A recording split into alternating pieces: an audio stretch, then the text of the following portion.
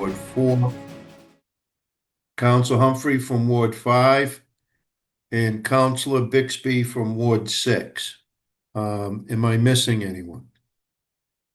Okay, and we have a strong contingent of city personnel. We'll introduce them as we go along. I just want to mention one thing. As you all know, we have a very extensive agenda to get through this evening. There are several items that have not been heard, or they at least have not been voted on by the substantive committee. But in order to deal with the end of the year schedule, we're taking them up so that we can vote on them, and the other committees will take them up. I know that Public Facilities has a special meeting next Monday night so that they can take their actions. And the goal is to get as many of the items to the full council where they will sink or swim on their own, but at least get them to the city council at the first meeting in case there are more questions or whatever. So that's what we're doing. I see that Councilor Grossman is joining us.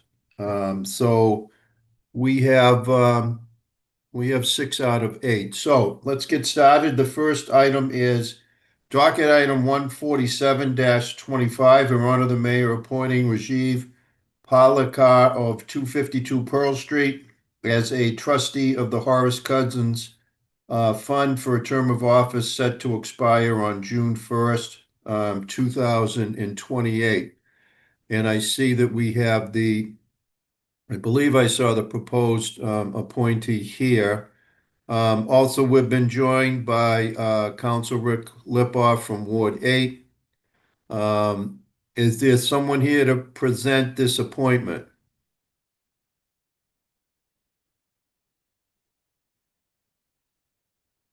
Jonathan, can you stand in, or Maureen? Isn't Rajiv here? He's here. Oh, okay. Oh, I'm here.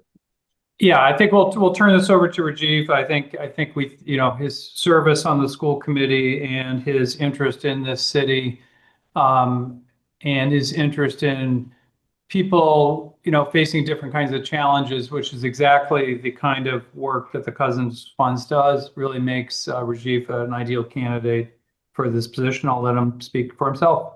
So Rajiv, all we ask is that if you share a little bit of information, I know many people know you, about your background, your interest in serving, and then if there's any questions from the counselors, I'm sure they'll ask. So why don't you, floor is all yours. Go right ahead.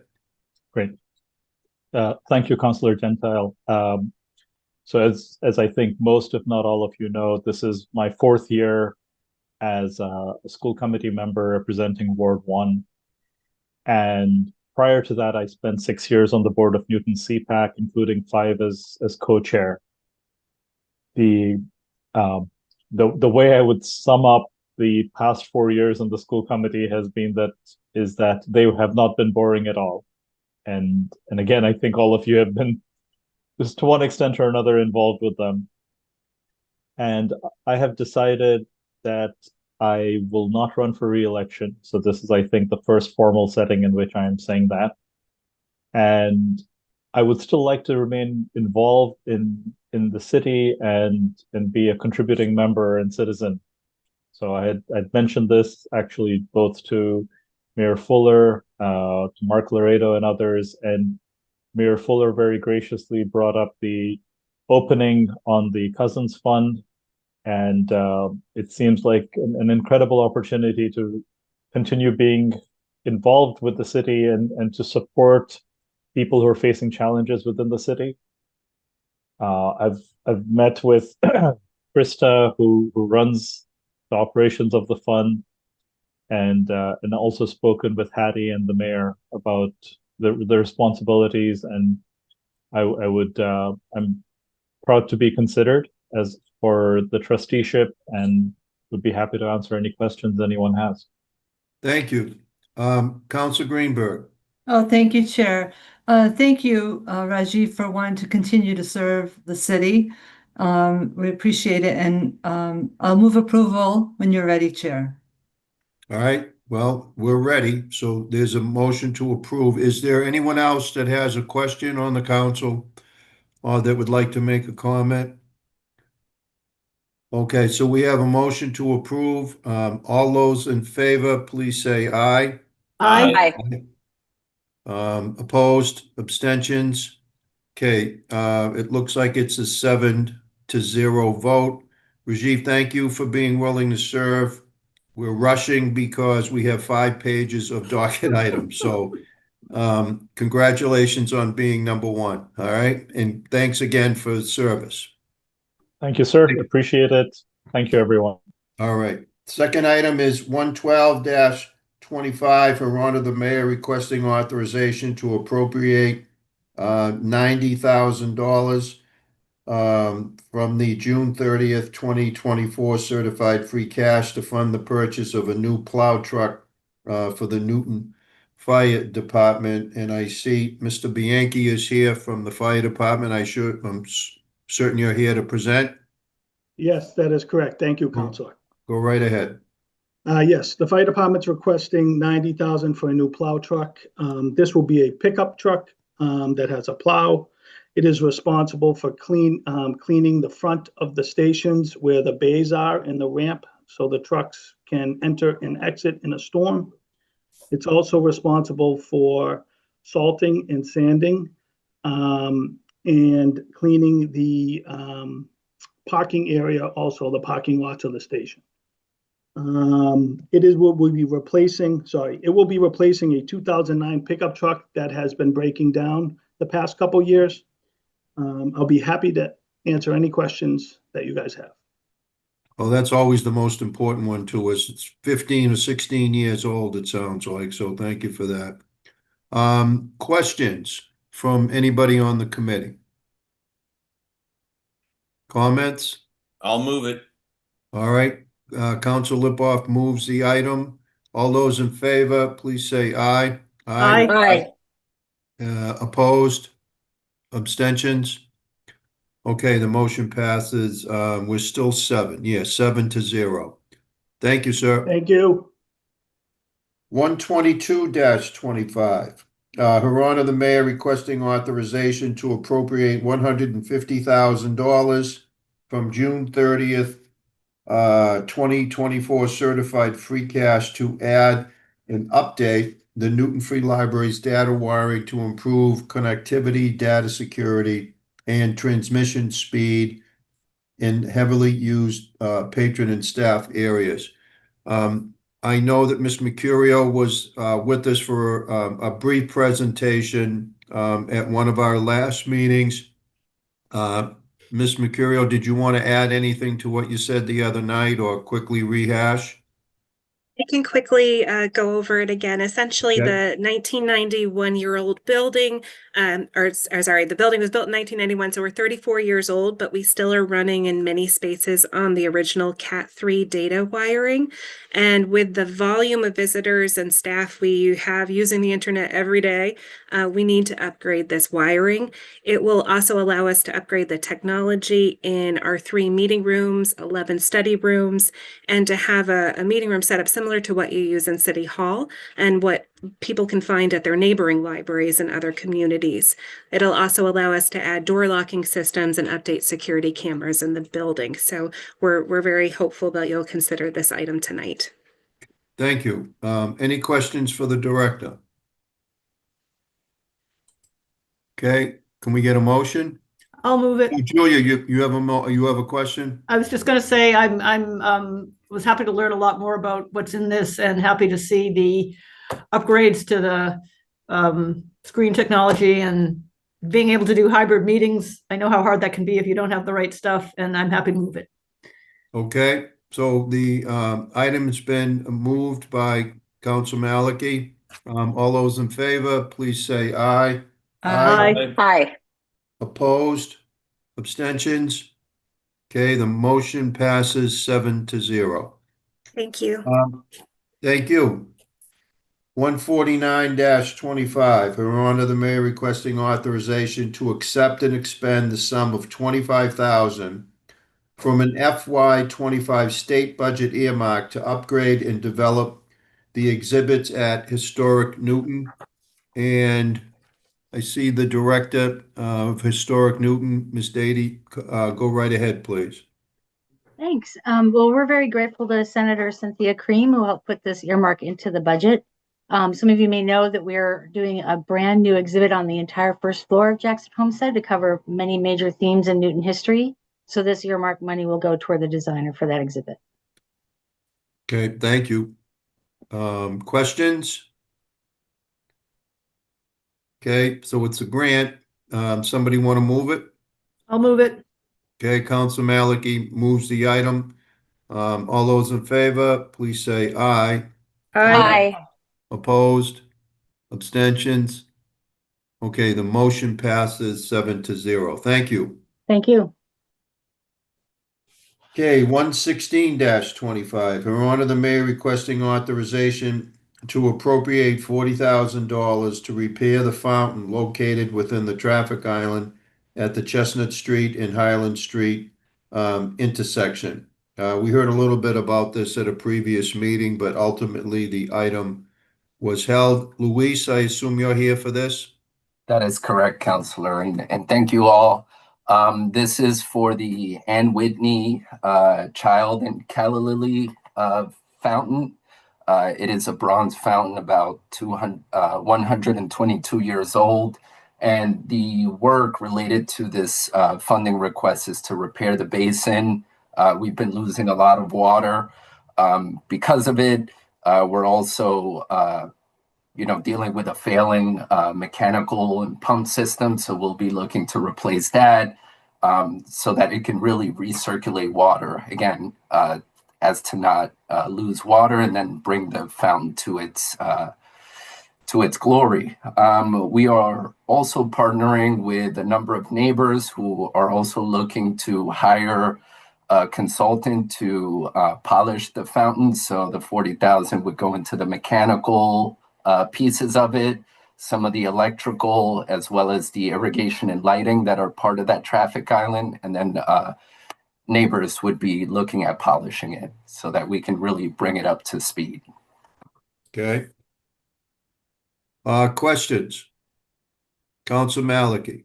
Thank you. I love the fountain. It's in my ward. I absolutely want to fix it one way or another. My question, which I asked, I guess it was at Programs and Services, was why this is not being funded from CPA Historic Preservation, because to me, it seemed very analogous to whether it's wherever it is on the spectrum of repair versus refurbish, preserve. It seemed analogous to what we're doing with the City Hall steps and the church bell towers and all of that. So was it considered to ask for CPA funding?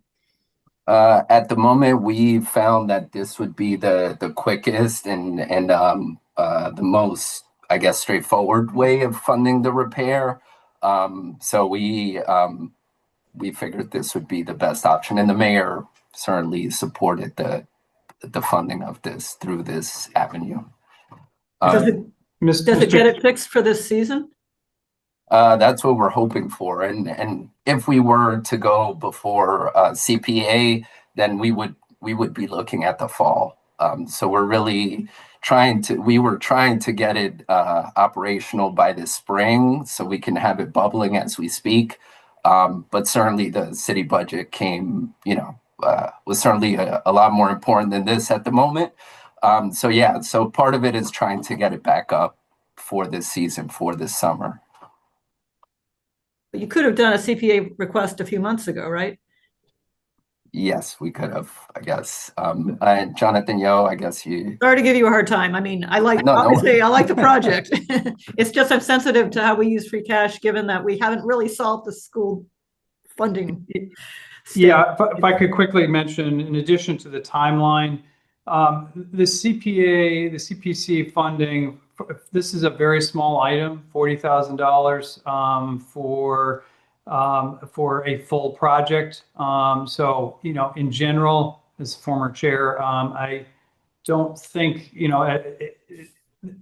for a planning study of some kind that's going to have future funding, $40,000 might make sense to go through CPC, but for a full project, this is pretty small, and free cash, given the timeline, made sense to us.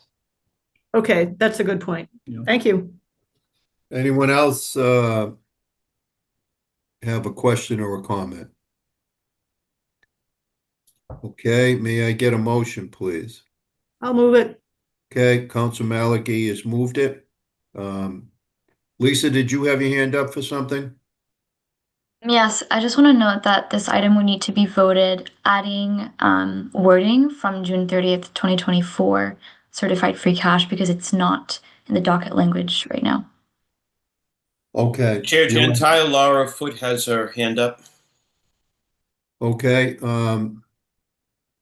all right, so we need we're gonna need to add the funding source when we do vote. Ms. Foot, go right ahead.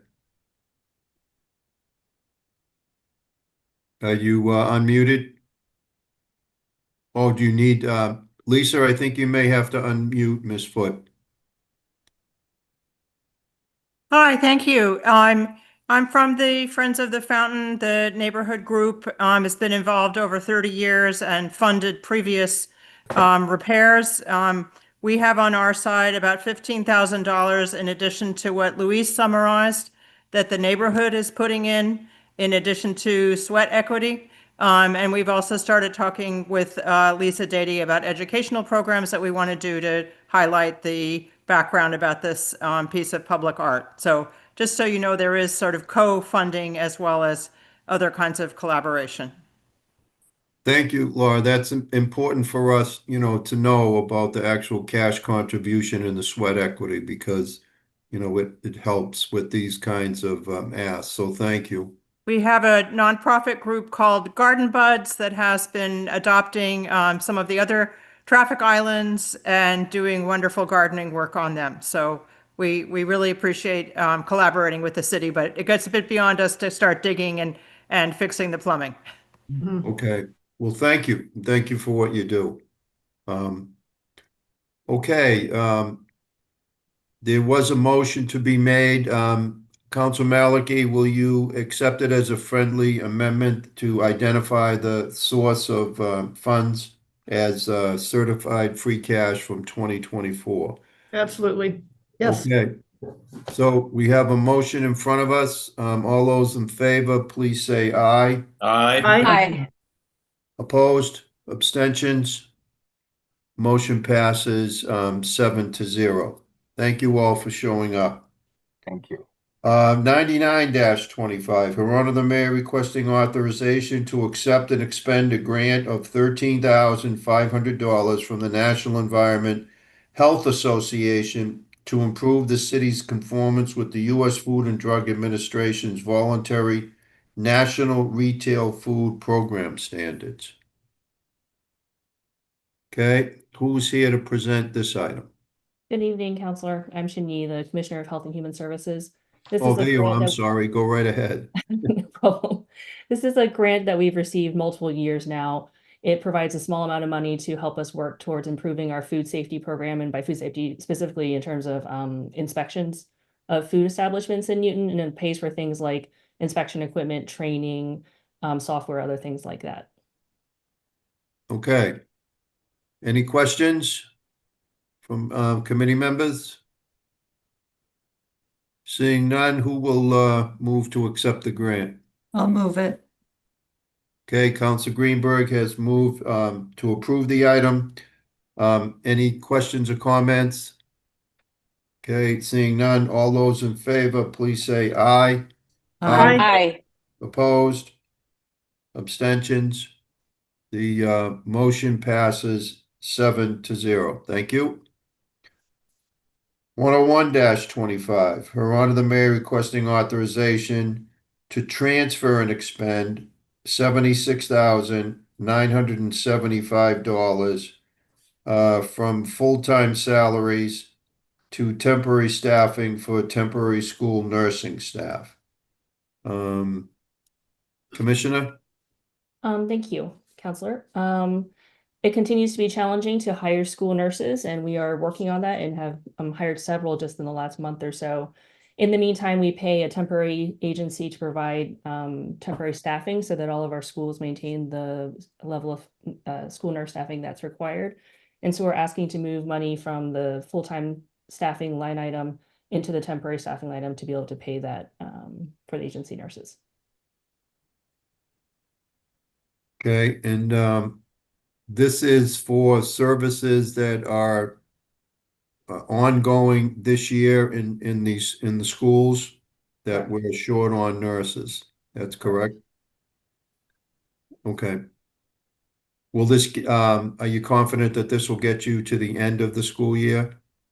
Yes, I am. We've calculated out based on if we maintain the same number of vacancies. So this will either be enough, or if we're able to hire, then more than enough. So what are you hearing as, the primary reasons for having a hard time identify school nurses? I think it's hard to hire nurses in general right now. The sort of availability of nurses always kind of goes through waves, and certainly during COVID, we saw many nurses leave the field because of how challenging healthcare is. And then on top of that, school nursing is just a particular niche field, unlike things like hospital or primary care, that requires a particular skill set and particular training that is just even harder to find than just hiring for a hospital position. Okay. All right. Any questions from counselors or comments? Okay, seeing none, can I get a motion? I'll move it. Okay, Counsel Maliki moves approval. All those in favor, please say aye. Aye. Aye. Opposed? Abstentions? All right, motion passes 7-0. Thank you. 106-25.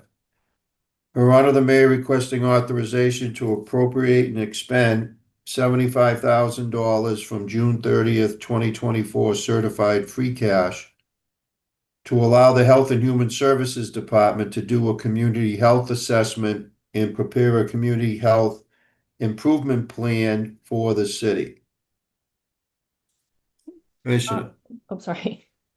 For this one, the short version is a community health assessment and community health improvement plan is data collection. It combines both existing data from sources like the Massachusetts Department of Public Health, National Institutes of Health, that type of thing, with additional data collected through things like surveys, focus groups, and key informant interviews, and then it creates a strategic plan for the health department moving forward. It helps us focus our attention and identify gaps in our services and strategies to address those gaps. Okay. Questions?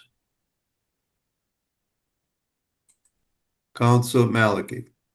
Well, I'll just share that I had a lot of concerns about this when Programs and Services discussed this, as did several others. Some of their concerns overlapped mine, some were different.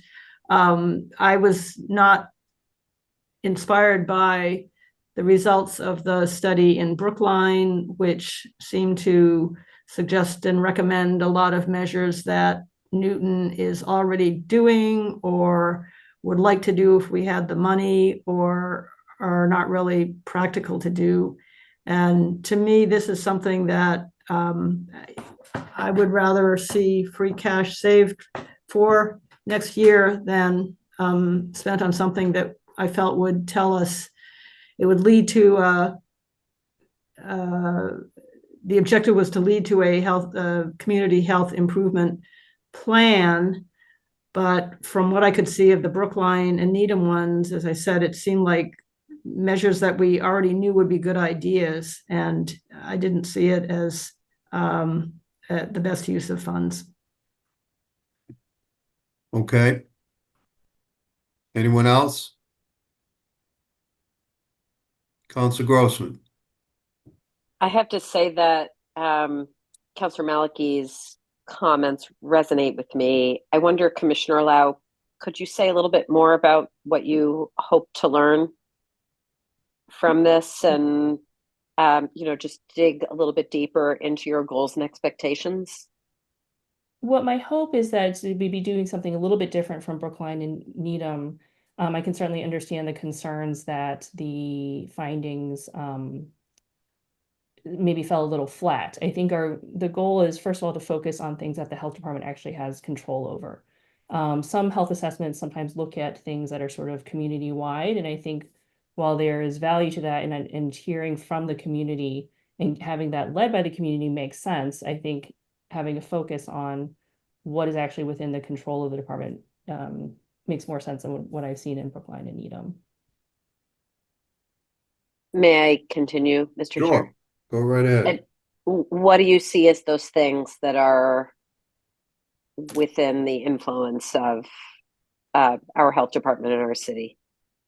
So it would be things that are within our jurisdiction. So for example, if we're looking at things that are related to state sanitary code, things that we actually enforce, things that we actually have, I think it's a little bit hard to talk about without knowing what the gaps would be, right? So looking at Watertown recently did, it's not called exactly this, but it's called a health assessment. And they looked at the structure of the health department, for example. In their case, their health and human services is multiple different departments, including public health, older adult services, veterans, and there may be more that are escaping me. And they looked at sort of the landscape of human services that are provided in Watertown, which are either community-based organizations or it's contracted out through the city. So they made a recommendation to actually hire a position that was a director of human services to try to coordinate all of these different efforts. So I think those are the types of things that I'm thinking about. It's sort of what is the structure of our department? What types of services do we provide? What we're able to provide based off of different municipal limitations, regulations, that sort of thing. So is this more about evaluating the setup of our own department and trying to assess whether the setup of our department matches the sort of highest and best use of services to the community? Or is it more about looking for gaps in healthfulness in the community? I think it's both, right? So I think it's identifying the gaps in healthfulness in the community, and then what are pieces that the health department can address versus, say, a hospital or a community-based organization. So the sanitation example was something that I understand. I'm still not sure that I understand what else you hope to learn or what you're looking for. It might help to have a little bit more of a hypothesis of what you think you're going to find. Commissioner, I know one thing you and I talked about was the landscape of mental health services here in the city. It's complicated, multiple departments are involved, and it's on the rise. I mean, the challenge is mental health. You just look at our calls for service that are going out to EMS and others. And how to provide those services is something I'm sure that we would focus on as part of this assessment and strategic plan. We would certainly want to look at organization and programs as well. What can we do to solve various problems that are identified? So this is a healthy thing for any health department to do on a regular basis. It hasn't been done here in a long time. Like any other kind of organization, to do a strategic plan every 5 or 10 years is a best practice and is certainly recommended, and many health departments are doing it. I get that, what Brookline did was very general. I think we would, as you heard, want to be very more specific and Newton focused. So I definitely appreciate that. I certainly agree that mental health services are needed, that the demand for them is growing. I guess to Councillor Malaki's point, what I'm trying to understand is how this money is going to teach us things that we don't already know. And also how, let's say this survey tells us, yes, mental health services are very much needed, and we're not nearly scratching the surface of what we need to provide. What, if anything, would the city be in a position to do, given that we're pretty clear, given the budget process we just went through, that we don't have additional sustainable ongoing resources to contribute? So that's what I'm struggling with right now. I certainly appreciate that these kinds of things are always a good thing to do, but I think, like Councillor Malaki is indicating, the way we're all thinking about free cash has just changed. So I'll stop there and see what others have to. Okay, next is I have Council Greenberg, and then I see Council Farrell looking to speak. Thank you. I was just wondering, Commissioner, when the last time the city did have a health assessment done, and what were the results of that assessment? We certainly have not done a comprehensive health assessment during my time in the city, and I've been here for 9 years. And I'm not aware of one that was done previous to that. So do you think this assessment will bring about ideas and suggestions that you haven't experienced or thought of yourself in your experience in the health department? That is certainly my hope.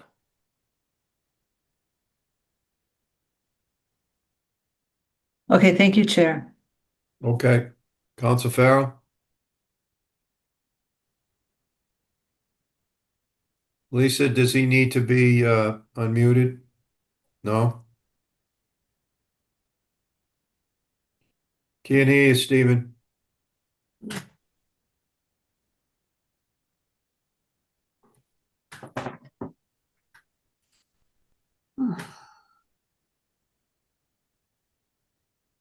Council Farrell, we can't hear you. We'll come back to you.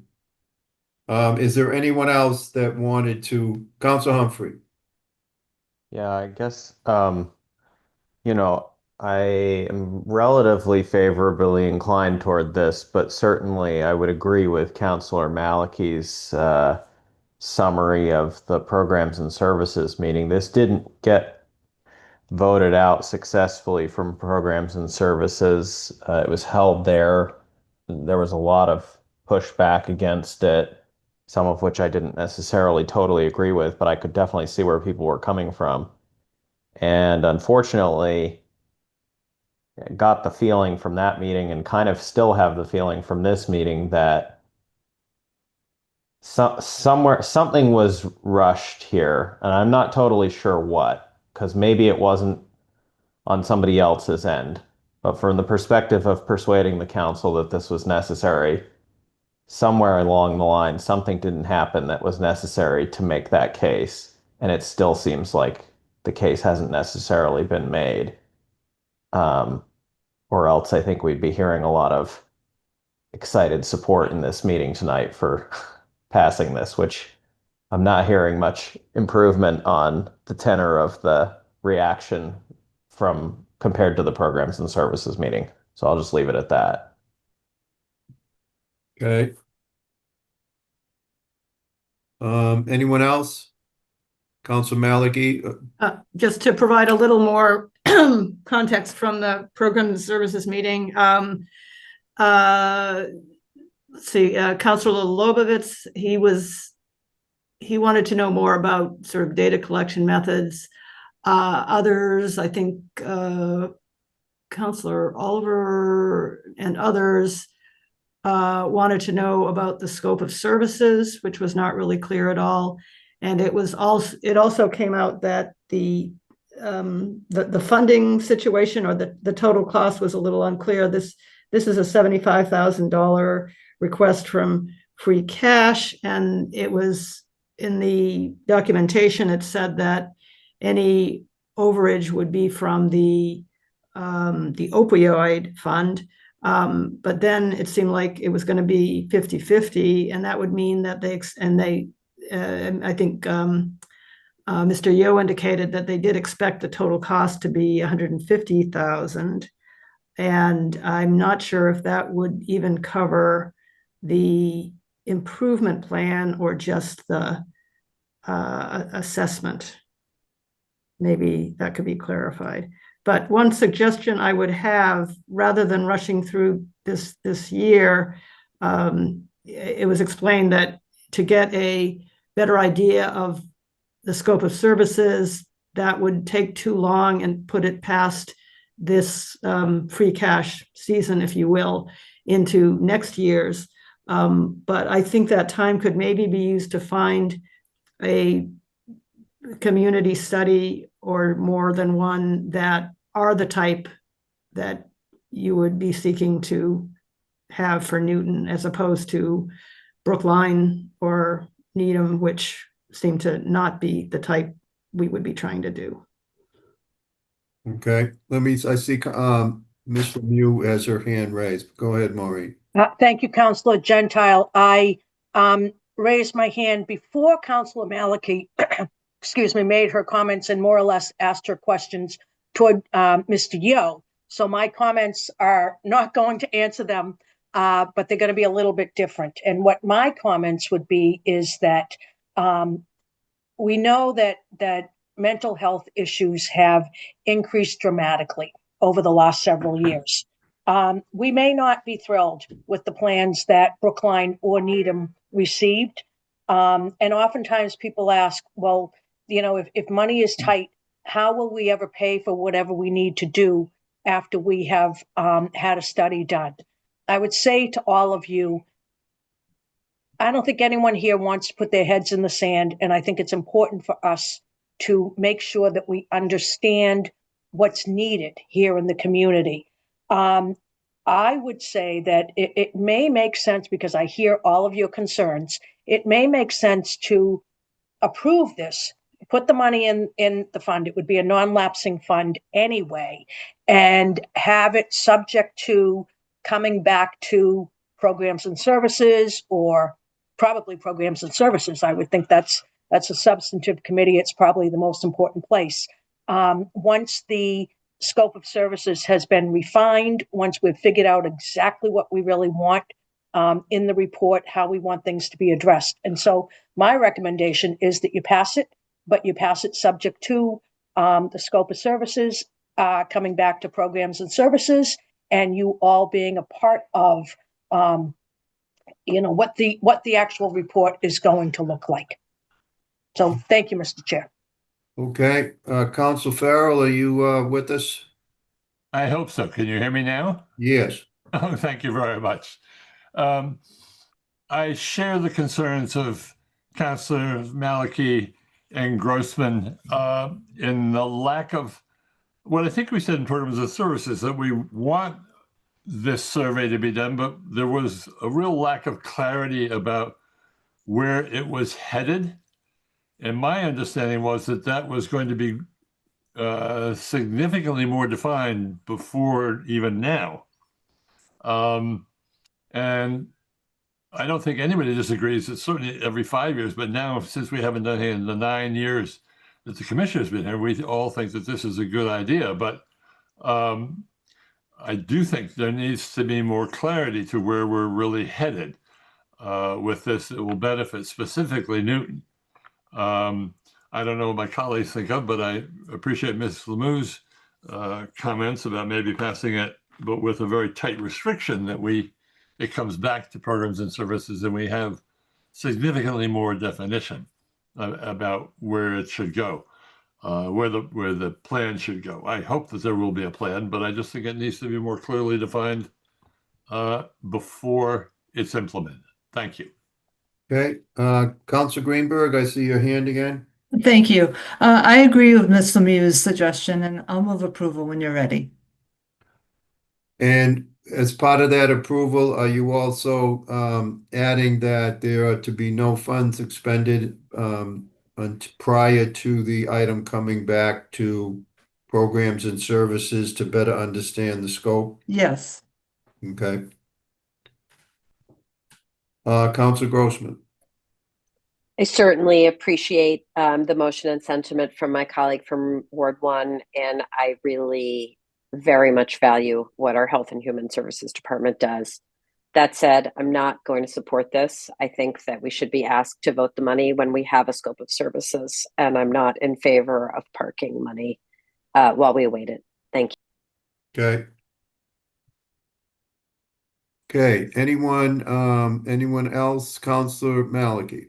Yeah, I basically agree with Councilor Grossman. I think we're doing things in the wrong order, and I don't see the need to rush through something that is so not defined. Okay, Councilor Farrell, do I see your hand? He's muted again. He shouldn't have turned himself off. Let me say just quickly, I agree with my much more knowledgeable colleagues, Maliki and Grossman, and I would encourage the members of this committee not to set the money aside, but to make sure that there is, to do this a different way. Let's have a program that's well-defined before we commit to it. Thank you. Council Bixby.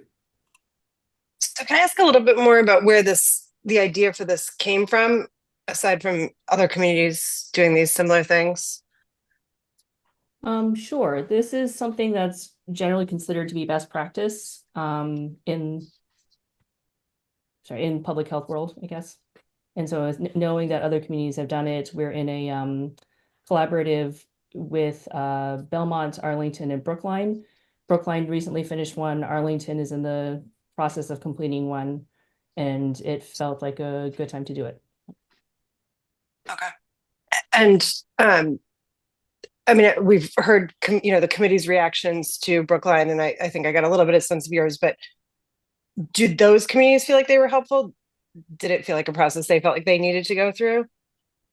They reported them to be helpful, and they felt like it was a useful process. They've gotten one thing that in Brookline's, I forgot to mention, that you don't see because it's not public facing, is a more step-by-step action plan to implement the various recommendations that were made. Okay. And in terms of those action items, from our end, what would you anticipate a timeline of implementing anything that came out of a report like this being? I'd be looking for short-term items, something more in the 6 months to 1 year range, and things that were longer term in the maybe 2 to 3 year range. And you think those would be doable sooner rather than later?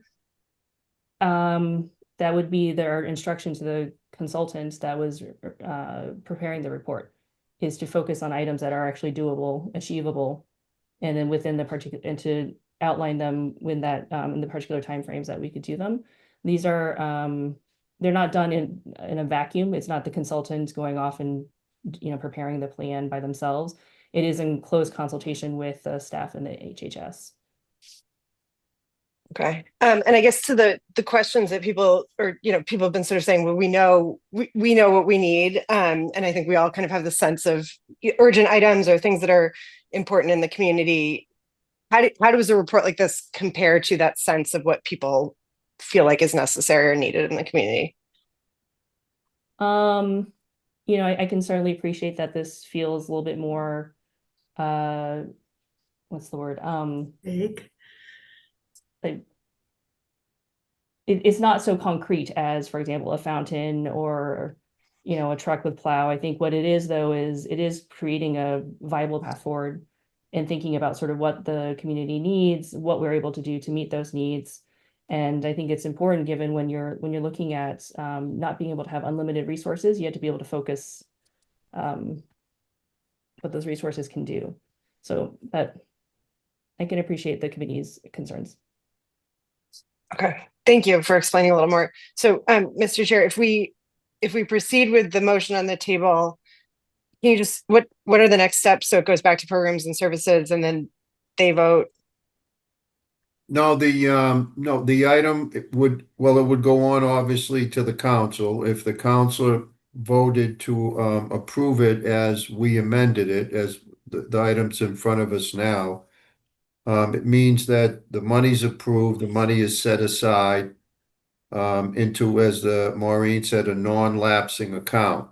And I think our motion is very clear that none of that money can be spent until more work is done and it comes back to programs and services with a better understanding of the scope is. Okay. All right. Thanks. Before I recognize Council Humphrey, Council Maliki raised an issue about the actual total cost of the study.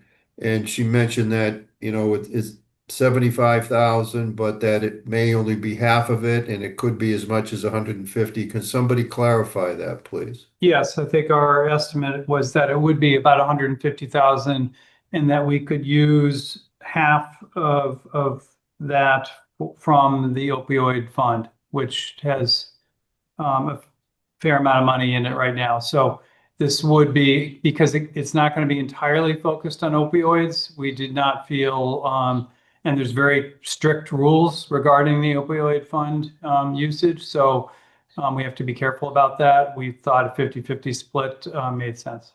Okay, thank you for the explanation. Council Humphrey. Thank you, Mr. Chairman. I just wanted to emphasize that this actually has not been voted out yet from Programs and Services. So the next step would not be the full City Council. And I don't think Programs and Services is meeting until after the upcoming full City Council meeting. Okay. So thank you for that. So that means the earliest it could come back to us is the second council meeting in June. yeah.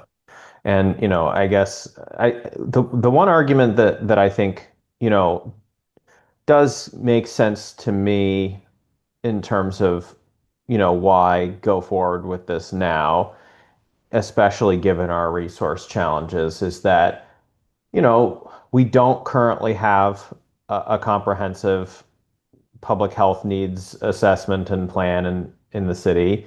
And it might be helpful to explain to the voters certain critical gaps where additional revenue is needed. That could be potentially useful in future conversations around overrides, since, roads and schools aren't the only thing that are urgently needed in the city.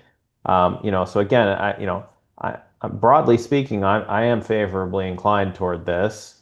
I just, I think it's a little bit disappointing that we're at where we're at with the discussion on this, but I don't know what the solution is to that. I guess I'm probably inclined toward the sort of compromise here of moving the money toward this, but saying that we have to get some additional details before it's spent. So I think I'll support the motion with some hesitation. All right. To explain my vote, I believe I'm going to abstain because as Council Humphrey points out, Programs and Services hasn't completed their work, and this is one of those cases or times when it would be helpful to have the recommendation from the substantive committee. So I'm not comfortable voting either way until we've heard from Programs and Services. So that's the reason I'll be abstaining. Anyone else want to comment on the motion as amended? Okay, Lisa, I'm assuming that you have the proposed amendment. Council Maliki, did you want to comment? I'll try to be short given what we have left to do. Two comments. Hearing that we have to be careful about justifying what we use the opioid fund on. I personally, I kind of find it surprising that we could attribute sort of 50% of the health issues in Newton to opioids, but that's just me. One example of something that we're not doing that seems like it would help would be, we have Newton Police has the day shift, forget the job title, social worker, mental health person who can go out on calls and do follow-up during the daytime, but nobody on the night shift, when it seems like that would be an obvious thing to add if we were going to add something, but I don't see that on the horizon. And I'm just wondering if it could be clarified, does the 150,000 or whatever the total cost that is being projected, would that cover the assessment and the improvement plan, or just the assessment? It would cover both. Okay, great, thanks. Okay, at this point, motion's been made. Again, the motion is to approve the money, subject to the item, the scope of services and coming back to Programs and Services before any money is actually expended on the study. Okay, all those in favor, please raise your hand.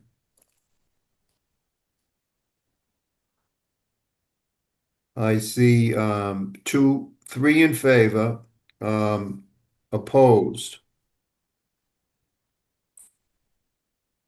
1, 2. Looks like there is 2 opposed, abstentions. I am abstaining.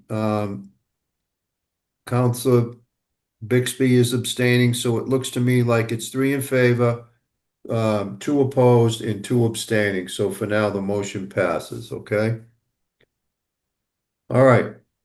Next item, to the top of page 3. Her Honor the Mayor requesting authorization to accept and expend a grant of $423,052.50 from the Massachusetts Department of Transportation as part of the local bottleneck reduction program. Again, this is a sizable grant. Commissioner, is this you? It is, Counselor Gentile. So if this grant is accepted, we will use these funds to upgrade traffic signals at 2 intersections. They are at Com Ave and Center Street and Ward Street at Center Street. The equipment will include new traffic signals, controllers, vehicle and pedestrian signal heads, video detection, and wireless cellular communications. The funds will enable us to improve operational efficiency and improve safety at both of those intersections. Happy to take any questions. Counselor Grossman. Thank you, and I certainly would love bottleneck improvement at these locations and many others. I just had a quick question. What are video detection services? You know what? I need to get back to you on that. I don't have the exact. It is usually used between the 2 intersections to coordinate the light traffic signals. So I guess I was trying to understand if it was that. I mean, I was gathering it's not used for we're not talking about enforcement. enforcement. No, it's not for enforcement. Is it used? I've sort of been curious if certain signals work this way. Does it detect if a car is at the line waiting to pass through? So I'd love more information. I'm certainly supporting this. I would just love more information on what that technology is. I can tell you it does allow the light to turn green if it's the only car at the intersection, or if there's a long queue and there's one car, it'll switch it over. But I will get you further information. Thank you. Counselor Bixby and then Greenberg. So I was just wondering if we could get one of these for the Walnut and Center Light as well, since MassDOT was causing a lot of issues there. And we raised this last budget season, but anything we can do to get this for that next one. Thanks. We are aware of the need. Okay, Counselor Greenberg. Thank you. Thank you, Commissioner. Could you tell me how these 2 intersections were chosen, and does this affect the traffic calming priority list? It doesn't. This project's been in the works for a number of years, especially at Center and Commonwealth Ave. It was a great candidate for that grant program. It's a high traffic volume roadway. And it met the grant requirements. So these 2 intersections met the requirements that other areas in the city have not? They were the highest need. Oh, I see. The requirements of that grant. Okay, and this has nothing to do with the traffic calming priority list that's out there? No. Okay. Okay, thank you. You're welcome. Any other questions? Okay, can I get a motion? So moved. Counselor Grossman moves approval. All those in favor, please say aye. Aye. Aye. Opposed? Abstentions? Motion passes 7-0. 98-25, Her Honor the Mayor requesting authorization to appropriate and expend the sum of $225,576 from June 30th, 2024 certified free cash to the Sustainable Materials Solid Waste to fully fund the prevailing wage rate adjustment under the city's current contract with Waste Management. Commissioner. As requested, we need these funds to fully fund the waste management contract. The FY25 prevailing wage rates were not available until February this year. So we have to make waste management whole for FY25. Okay, Maureen? Thank you, Mr. Chair. What I would like to do is assure all of you that, so it was in February that we found out what the prevailing wage rate was going to be. We have to pay those rates. We don't have any choice. However, it was too late for fiscal 25, and so we knew we owed this $225,000, but it was in time for us to adjust our solid waste projections for 26. So the new prevailing wages are definitely included in the FY26 budget that we put in front of you. All we need is the difference for 25. Okay, Councilor Grossman. Can you just let us know when the contract in general is up for renegotiation and when that process begins? Our new contract starts July 1st, 2026 with Waste And Management. is it a 5-year contract? It is a 5-year contract. Yeah. So when does it begin? At what point in the cycle does renegotiation begin? So we're through with our renegotiation. We did For the next one? Yes, for the next 5 years.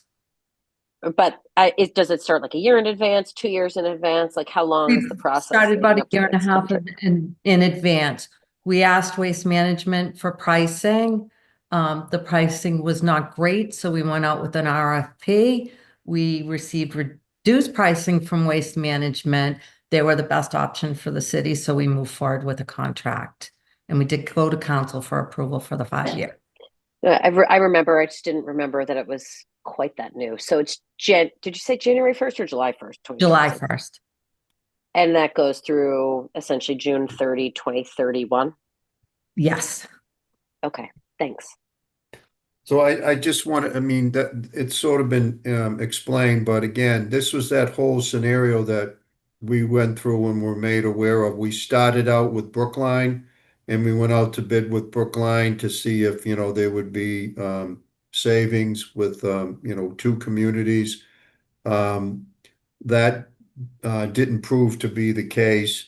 And we tried negotiating directly with Waste Management, but at the end of the day, we saved a significant amount of money by going out to bid. I think that there was a 19% increase that was when we had our individual negotiations with Waste Management. And then when we went out to bid, I mean, the contract, I think, came down to an average of like 5% a year. So for those of us that try to encourage more, bidding of contracts, it was certainly evident from what we did in this case.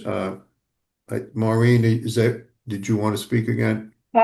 Thank you, Mr. Chair. I don't need to say much. I think you explained it all, but you are absolutely correct. We saved millions of dollars by the aggressiveness of then Commissioner McGonigal and Deputy Commissioner Sullivan, and in particular, Juanita Trabert, who was incredibly dogged on making sure that we got the best cost that we could for the city. So this was a huge win. The contract is a huge win for the city.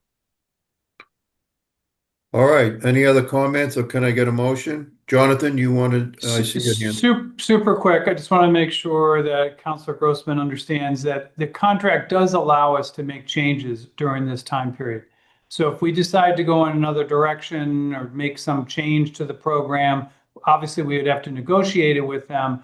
But Commissioner, correct? I mean, the program isn't set in stone for this entire time period. So we could make adaptations to something in year 2 or 3 or 4, whenever. Well, we were talking about something, and it escapes me exactly what it was in PF that we might already want to talk to Waste Management about. But it was made clear to us that we couldn't do anything next year. We had to wait a year, and so the first year. But more, Sean, was it? It was. I think it was Councilor Leary that brought up the collection every other week. Yeah, maybe it was the every other week idea, but which is something that, as Jonathan just explained, we could broach with them and negotiate. We just couldn't do it right now. We have to live with the first year of the contract. All right, can I get a motion to approve the item? I'll move it. Okay, Council Maliki moves approval. All those in favor, please say aye. Aye. Aye. Opposed? Abstentions? Okay, motion approves 7-0. Next item, 104-25. Her Honor the Mayor requesting a total of $4,500,000 to support the city's Transportation Network Improvement Program with $3 million appropriated from June 30th, 2024 certified free cash and $1,500,000 transferred from snow and ice reserves within the comptroller's budget. And if whoever's going to present this first, if someone could just explain how this is at least consistent with years past in getting us to a certain number from a number of different sources and things that we have already approved. But I think it's important that we point out that, I mean, it's such a large sum of money that this isn't all of a sudden we just decided to come up with $4.5 million, but that we have a target that we use every year that gets us a certain return on our investment as far as improving roads. So someone please explain that. So this is our FY26, a portion of our 9.5 million that we spend each fiscal year on our road paving program or our transportation network improvement program. Okay. Pre-funding for FY26. I don't know if Maureen wants to add something. Go ahead, Maureen. Thank you. So, the way that we have been funding our 9.5 million over the last several years is we have about somewhere between 2.3 and 2.5 that is in the operating budget of appropriations that you approve. We have about 2.3 million in Chapter 90 state paving funds that we received. So that makes up about half of the money that we need to ever hit our $9.5 to $10 million a year of paving funds. The chair is correct. We then cobble together money. We typically come to you and ask you for to transfer any savings from attrition in our public works department. We ask for free cash. Sometimes we get extra funding from the state when they are able to boost our Chapter 90 money. So we've cobbled our $9.5 million together. Now, in full disclosure, what I want to say to you is we were a little aggressive this year in docketing this item as early as we did. So what you are going to see, what we docketed today, was an item that deals with the realization that we still had some of our contractors were slow to get us their contracts. And so, because we are a bureaucracy, whether we like to think we are or not, we were not able to encumber funds against their contracts because they hadn't gotten their contracts in. We have docketed an item today to take savings from DPW attrition to take care of some of that. And we're going to be asking for $250,000 of free cash next time around when we're all sitting here together in a couple of weeks.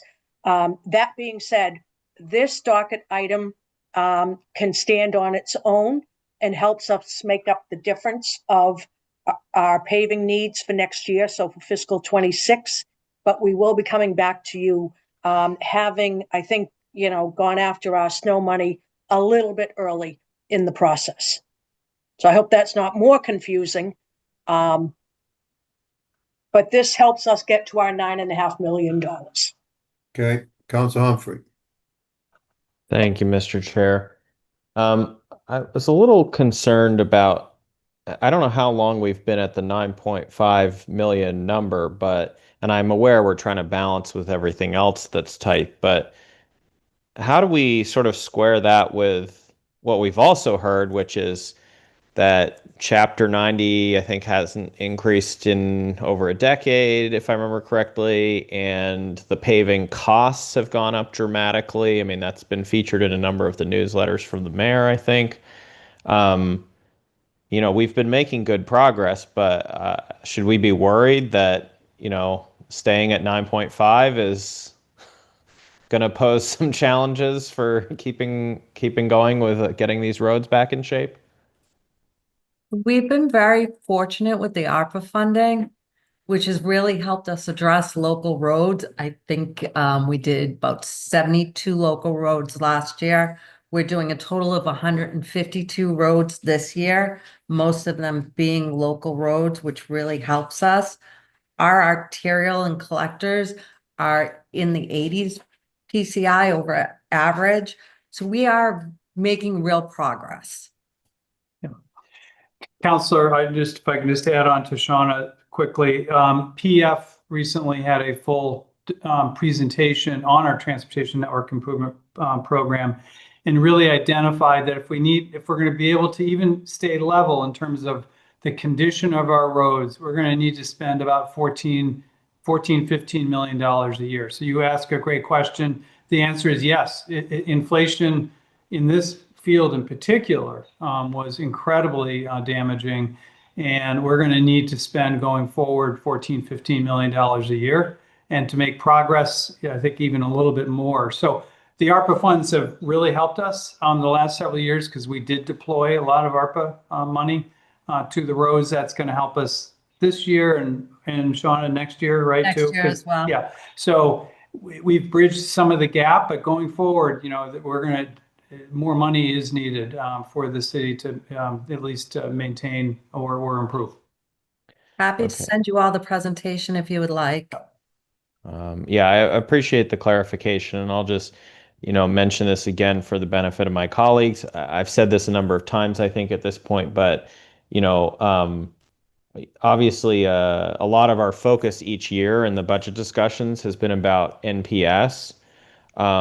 Some of the roads side of it can't really be separated from that, even though they seem potentially unrelated, because during the last unsuccessful override campaign, almost every single conversation with voters who were concerned about or disinclined to vote for an override, particularly because only 20% of the households have kids in the Newton Public Schools right now, we're bringing up the condition of the roads.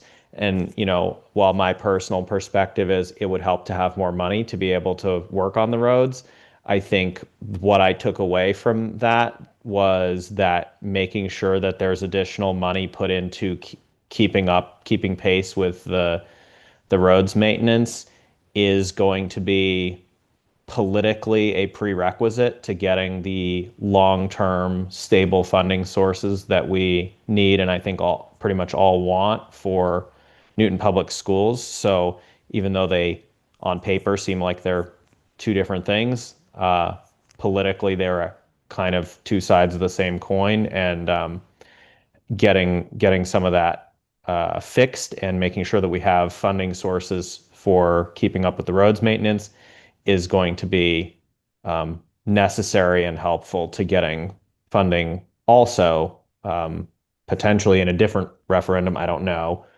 for the Newton Public Schools operations. Thanks. Okay, Council Maliki and then Council Grossman. Thank you. Yeah, that presentation, which I believe it was like April 9 at Public Facilities, was very good. And it did have a very interesting chart that I think Mr. Yo referred to, that showed PCI over time under different scenarios of level of spending, but it was not basically if we kept spending at 9.5 million a year, you could see the average PCI dropping over time because that's not spending as much. If we spent 14 million a year, you could see the PCI increasing to levels which I think would be beyond the typical community in Massachusetts. But it wasn't clear what the spending over time would be, because it was either one number or another number. And it seemed like to stay levels at, I guess, an average PCI of low to mid 70s, the consultant said was pretty typical. It wasn't clear what the spending over time would have to be to stay level in the low 70s of PCI. And the chart, I think it started 2 years ago, and we're still at the 9.5 that we've been at all along. So at some point, I think it would be good to know what the projected actual need for spending would be to kind of hit and stay at 72 or whatever PCI we're trying to aim for. And I'm kind of confused now about the money that we would vote on tonight. That is for FY 26. 26. But it could be occurring in either this season. Yes. Or next season. And the $250,000 that you mentioned, that's extra money that you would need for the FY 25 contracts because you didn't get the numbers enough, or I wasn't sure how that related. What Maureen spoke to? Right. So if I may, Mr. Chair, so we will be coming forward next time that we're all together, asking for $250 from free cash, separate and apart from everything that's in front of you tonight. But I wanted you to know that. So because we're taking snow money here tonight, I just wanted to make sure that everybody understood that. But each docket item absolutely can stand on their own and in concert with each other. But this money is for fiscal 26. Just to remind you all, I know 26 seems like it's far away. It's 5 weeks away for us. So this money is for fiscal 26. This construction season, which begins in 5 weeks. But construction has already started. Yes. Going on in front of my house. It is. So we have contracts, paving contracts that go on for 3 years. Okay. That's what you're saying. Our Okay. extended All right. contracts. We just went out to bid for a $5 million paving contract for this season, this construction season. So they'll be hopefully working this summer. So essentially, FY 26 contracts are ones that start in FY 26. So we went out to bid in the spring to get the best pricing we could for this $5 million contract. We have 3 other contracts expiring that we'll be bidding out this fall. Okay. But FY 26 begins on July 1st. Got that. Yeah. Okay, Councilor Grossman. Thank you, Mr. Chair. I just wanted to say that Councillor Humphrey's comments certainly resonate with me, if not just for the override reason, which I think is fair. Also, in my experience over the last 9 years, this is the number one issue that I have heard about overall, period. Now, granted, I operate in the public school environment, so obviously I hear the most and the most frequently recently about the public school issues, and you all know that is top for me. This is a close second, and not just for the issues as Councillor Humphrey described them, but I also see this as a health and safety issue for our community. In terms of how we get around, in terms of safety for bicyclists and pedestrians, and I believe strongly in trying to get these roads in far better shape than they are. One question for Ms. Lemieux, it's sort of a comment, sort of a question. This is an example, that I pointed out during the budget process and others too, where we do use free cash for what we know are recurring expenses. So I just sort of think it's important to acknowledge that. The question part of it is, over the years that you've been our CFO, Ms. Lemieux, you've done a really great job of growing our snow and ice reserve into what you know our expected cost to be. Obviously, with snow and ice, we cannot predict exactly what that will be, but you have trends that can point you to what number we really should be budgeting for. Where are we at in terms of growing what we know our transportation network improvement program funding needs will be from a budget perspective, as opposed to relying on free cash to fill in the gaps. Thank you, Councilor Grossman. I believe, and I don't know if Jonathan or Director or Commissioner Sullivan recalls, I put together a presentation for all of our department heads that talked about where we are. I want to say we are about at 3.3 million in our operating budget that we are putting toward paving. So that includes traffic calming and pavement markings. When I first got here, I don't believe we were putting anything toward paving. We were only relying on what was back then the 1.6 million that we received from Chapter 90. Nowadays, we receive about 2.3, and I believe we have about 3.3 in our budget. So we've gotten to a point where we have about 5.5 million that we are funding on an ongoing basis. And we clearly have a long way to go. Our initial problem was the snow and ice, because whether we like it or not, it snows and we have to plow the snow. Sadly, when it comes to paving, as much as we all recognize that we need to pave every year, if we don't have the money, we can choose not to pave. We can't choose not to plow the roads. And so that's how that one became the highest priority. But we've worked hard to try to make real progress on what we are getting into the operating budget. And each year we're trying to increase those line items. But it will take certainly a while to ever get another 5 or 6 or 7 million added to the operating budget dedicated to paving.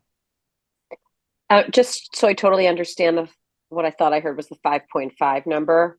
So part of that is Chapter 90 money, and the Correct. other part of that is a line item that I presume is living in the DPW budget. Several line items added together. In the DPW budget, though? Yes, yes. We don't have anything like in the comptroller's reserves for We do that. not. We do not. Okay. Well, I certainly support continuing to grow there, and thank you for taking it on, and thank former Mayor Seti Warren for putting this program on track, however many years ago it was at this point. Thank you. Okay, not seeing any hands.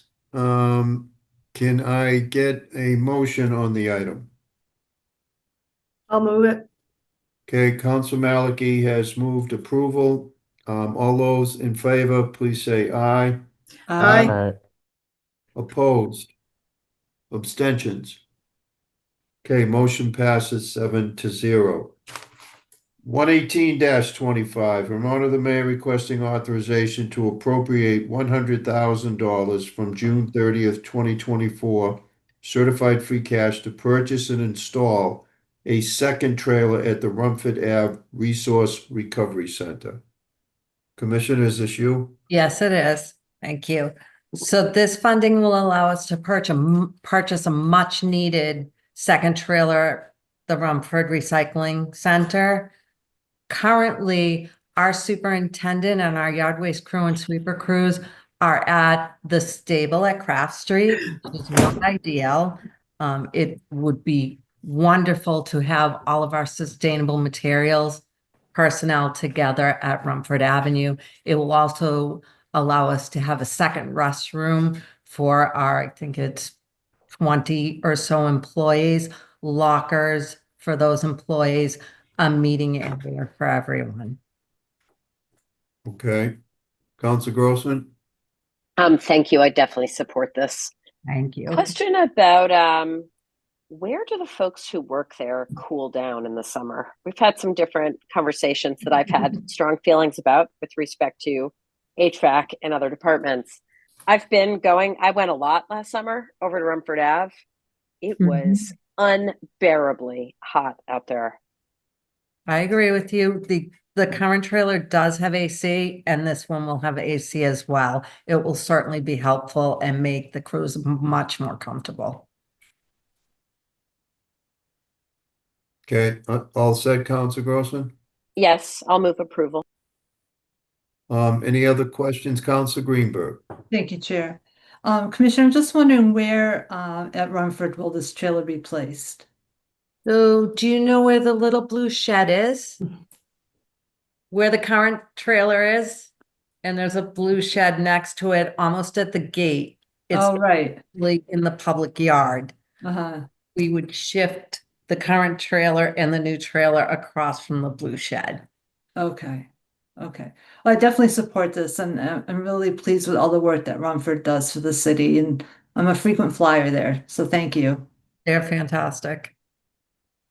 Okay, motion's been made to approve. Any other questions, comments? All right, all those in favor, please say aye. Aye. Opposed? Abstentions? Okay, motion passes 7-0.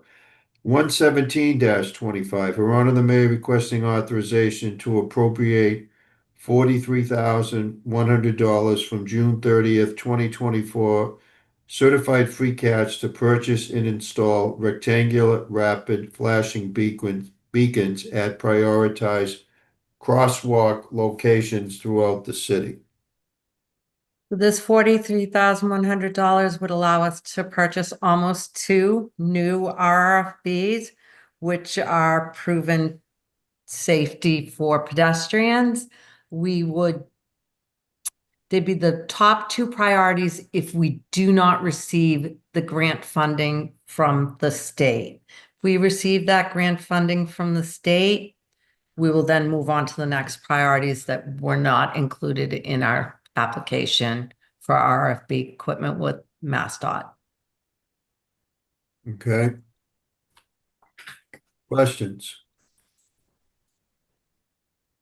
Okay, can I get Council Greenberg and then Council Maliki? Well, thank you. Commissioner, could you tell us where those 2 will be placed in the city? So if we don't get the MassDOT grant, it would be Parker at Hagen and Chestnut Street at Winter. And if we do get them?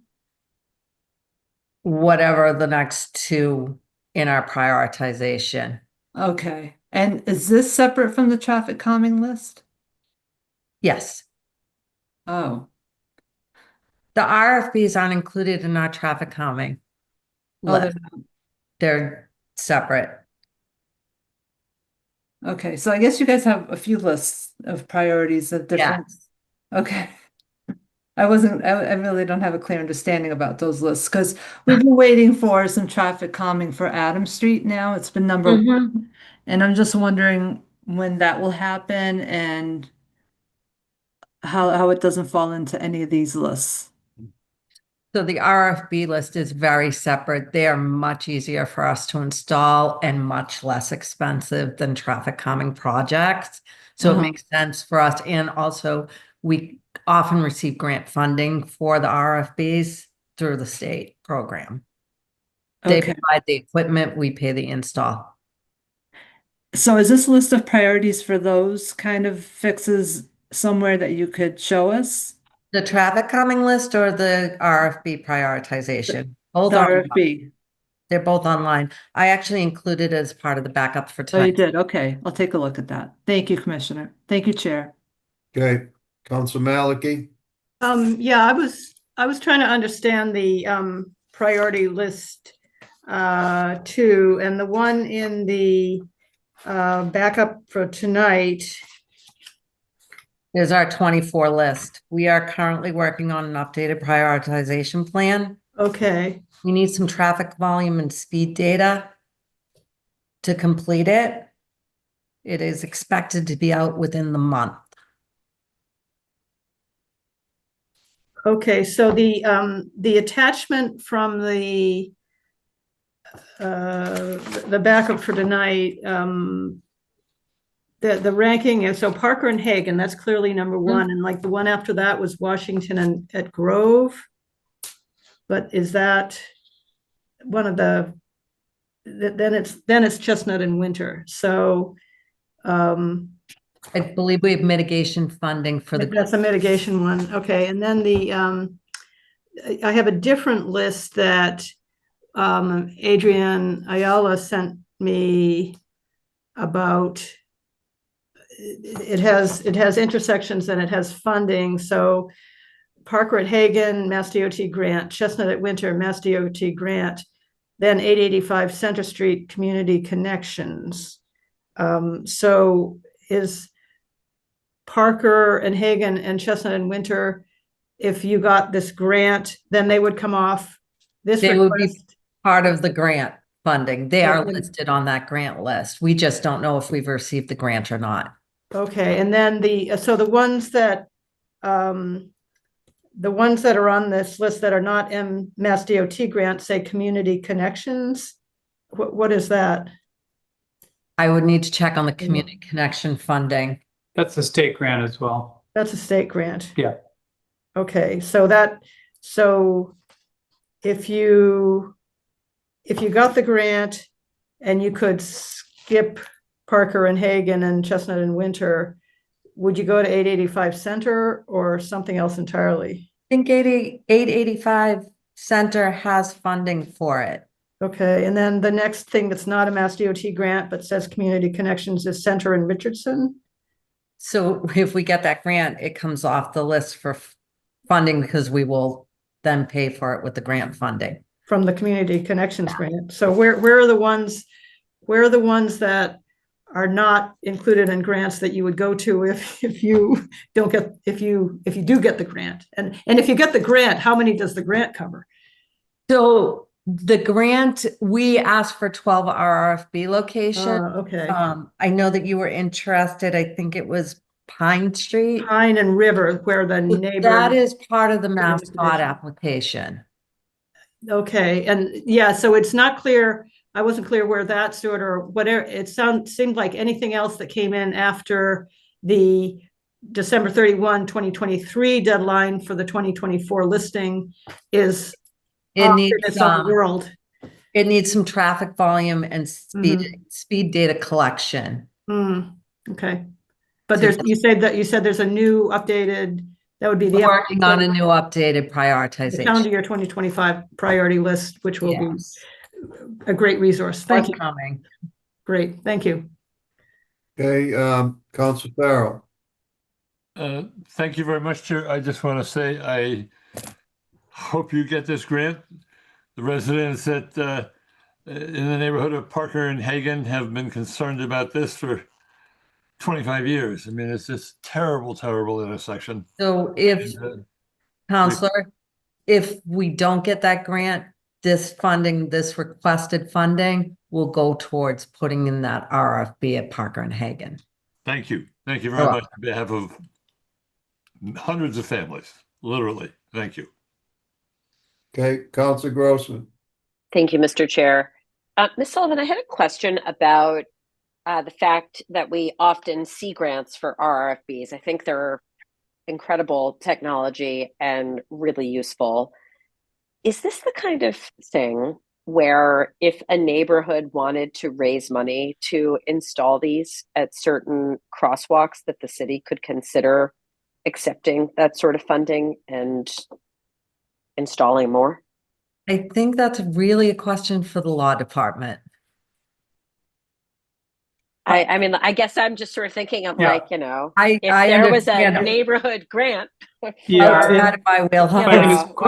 say, we do have a citywide prioritization process. It's similar. Years ago, we had some people wanted to fund a teacher in a school, and we can't really be organized like that as a city. We have to follow a prioritization process for everything, whether it's deployment of school teachers or RRFBs or traffic calming. And there are certain things like the fountain. You have some neighbors helping out on the fountain, but I think we would really need to discuss that because these are smaller cost items. I can see the point where some neighbors might want to raise $20,000, but again, you'd be jumping the queue for a certain neighborhood that could afford it. So it would be a lot to talk about. We're not going to answer it here, but yeah. I'm sorry, I didn't mean to interrupt you. I totally understand it would be a lot to talk about. I think, I'm just sort of brainstorming here because I had a local neighbor approach me and asked to get one of these at a particular location, and I was explaining the prioritization element of it. It seems to me that there are very few crosswalk locations where this technology would not be useful. And I guess I would just say, to me, that there's a really big difference between trying to fund a teacher, which I totally understand is an ongoing cost and something that you have to be able to fund. You can't just fundraise for it once. That's right. But these are different and discrete. And, if there were some neighborhoods that were able to fund them, it could free up our grant money to go to other priority locations. So I'm just putting it out there as an idea, because I actually think this is the sort of very tangible thing that a neighborhood could actually get together and raise money for. And I'll leave it at that. Okay, Councilor Greenberg. Thank you. Councilor Grossman, Ward 1 neighbors also brought that suggestion to my attention. And I did speak to someone in the city, I can't remember who it was, which department, but they said it was a matter of equity, that some neighborhoods would have the funds to do this while other neighborhoods would not. So that's why they couldn't allow that to happen. That was the explanation that I was given. Okay. Maureen, is it specifically on these? I don't want to get into a policy on fundraising in different neighborhoods. I'll be extremely quick. I was just going to say that back when Seti Warren was mayor, we had a lot of conversations about playgrounds at schools and in neighborhoods, and it used to be the norm that PTOs would raise money for the playgrounds. And again, the equity issue is huge in this city. So it's a huge policy conversation, I would say. Although a fabulous idea, but a huge policy conversation. Okay. Seeing no one else, can I get a motion on the item, please? Motion to approve. Okay, Councilor Grossman's moved approval. All those in favor, please say aye. Aye. Opposed? Abstentions? Motions passes 7-0. All right, 150-25. Her Honor the Mayor requesting authorization to appropriate and expend the sum of $50,000 from the Trio Land Use Special Permit Mitigation Fund to do some construction sidewalk on Lowell Ave. I'll be presenting, Counselor. Okay. So this $50,000 will fund an important pedestrian connection. There's about 375 feet of missing sidewalk on Lowell Avenue. It makes a connection between Page Road and Watertown and Lowell Street intersection. As you're all aware, that's where the Ed Center is.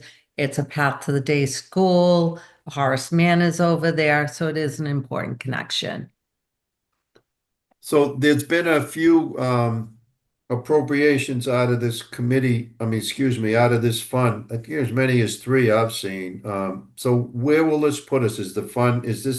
Are we getting close to the 0 mark, or is there still going to be money? I think there's maybe 150 to 200,000 remaining in the fund. It still is. Okay, that's good. I know that Council Albright was hoping for some neighborhood art.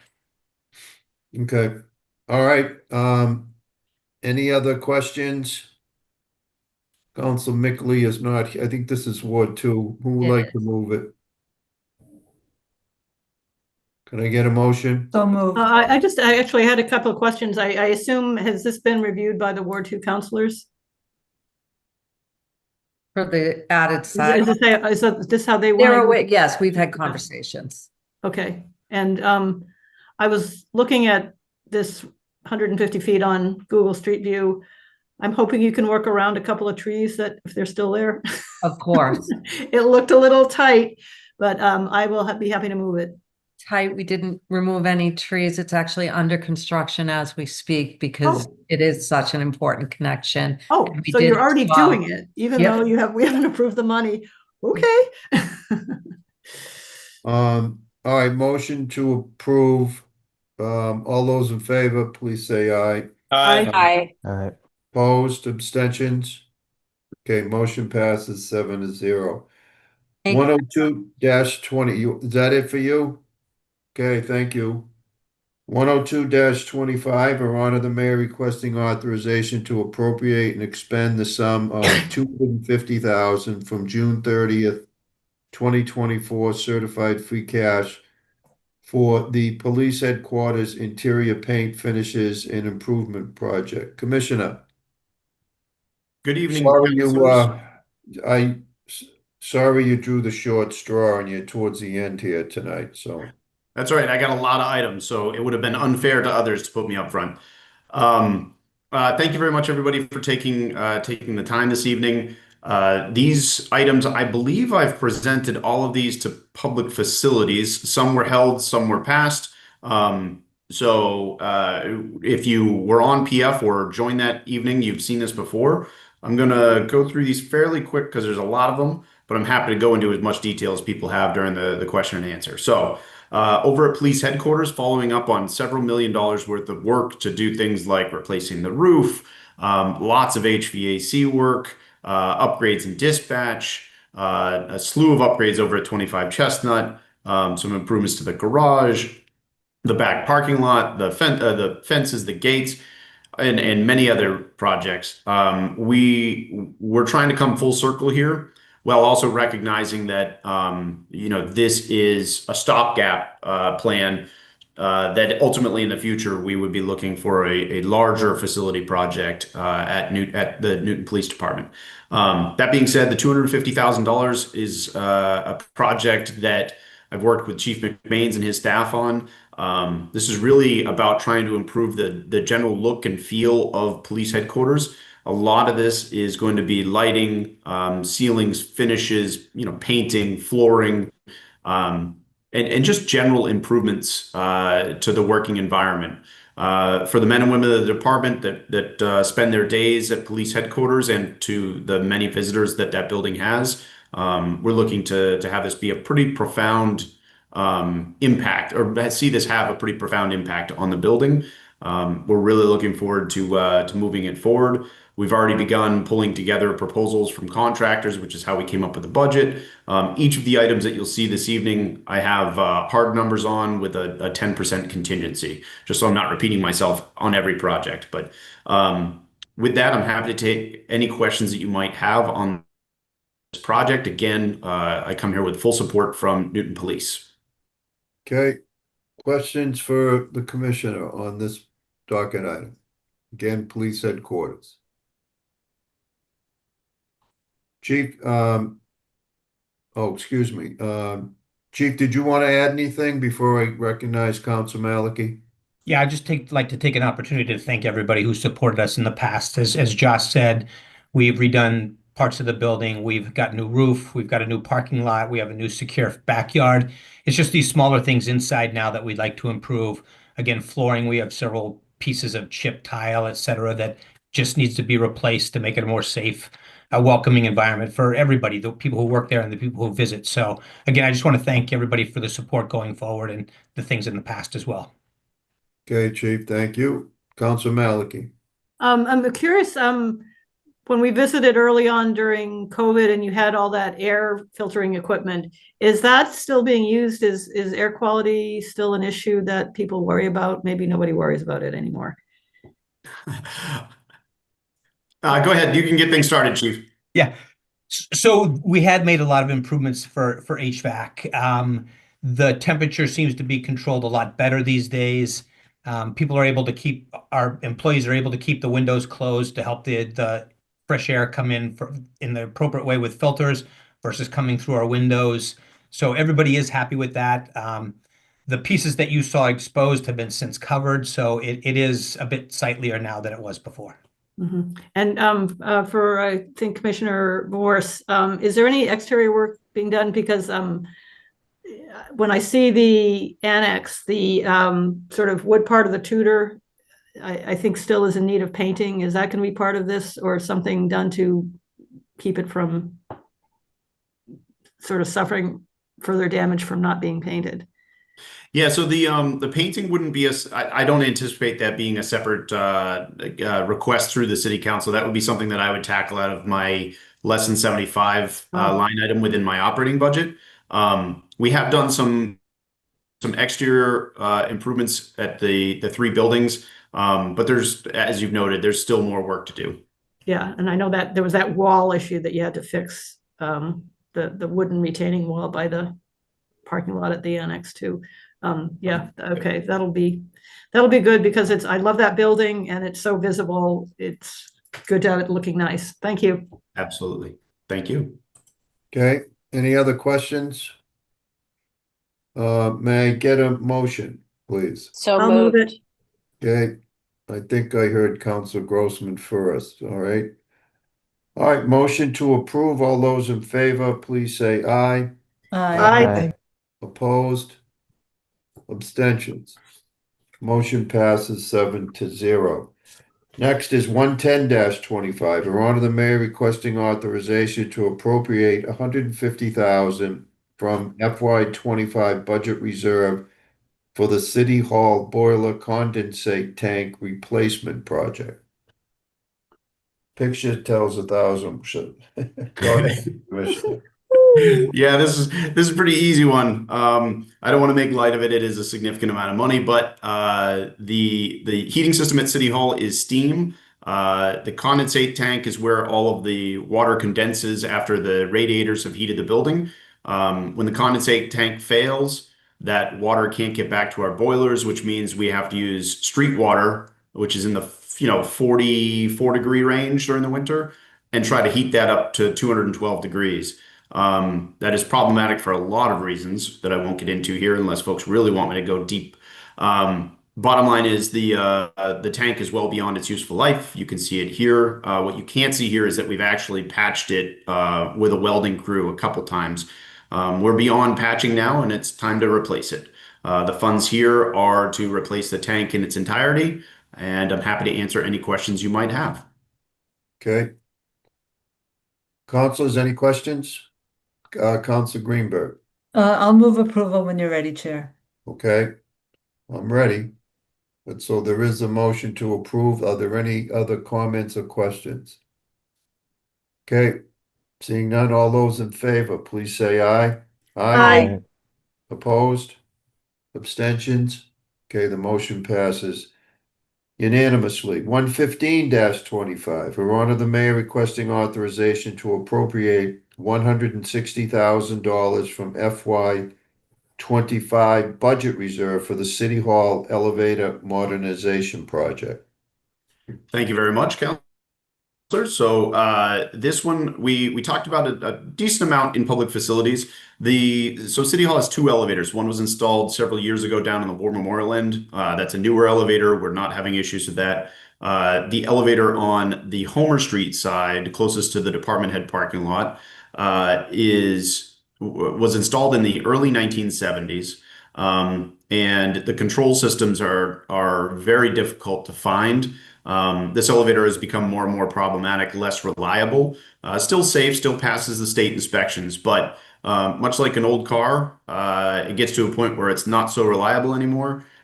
This elevator has been in need of repair, I would say a couple times a week for a good period of time now. There were several counselors at public facilities who shared stories of either them helping people or them themselves being inconvenienced by the elevator not working properly.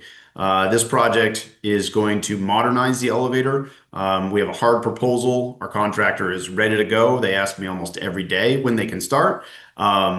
So we are looking forward to starting this work as soon as possible. This will replace all of the control systems for the elevator itself. It doesn't replace the elevator cab or the shaftway, but it brings everything else up to 2025 standards. It'll make it a lot more reliable and a lot easier to find repair parts should we ever need them. Happy to answer any questions you might have. And I will just say Jeannie Fairley came to public facilities and spoke in strong support of this. I know the Commission on Disabilities also is very supportive of this. So any questions, happy to answer them. Okay, councilors? Okay, seeing none, can I get a motion, please? I'll move it. Okay, Councilor Malachy moves approval. All those in favor, please say aye. Aye. Aye. Opposed? Abstentions? Okay, motion passes 7-0. to 0. 119-25, Her Honor the Mayor requesting authorization to appropriate 100,000 from FY 25 budget reserve for the inspectional services HVAC improvements project on the second floor of City Hall. I know we've discussed this one in the past a little bit, but Commissioner, you want to summarize? Sure thing. Thank you very much. So the Inspectional Services Department was, I believe, the first department in City Hall. It might have been close with law, but one of the first departments in City Hall to get air conditioning. The system there is original. So it's a little over 30 years old. That's a very good run for an air conditioning system. I will also say over that time period, the heating load for that space has increased with a lot more computers than we saw 30 years ago and a lot more staff because the planning department moved up out of the basement and shares that space now. The air conditioning system struggles to keep up in the summer, still operational, but really struggles on hot days to keep the space comfortable. That is a very active department with people who are at their desks all day, every day. So it's certainly an area that we want to try to keep comfortable. The request here is $100,000, received proposals for air source heat pumps, plus a 10% contingency. And that is what I'm proposing today. If you have any questions, I'm happy to answer them. Okay, questions? Council Grossman.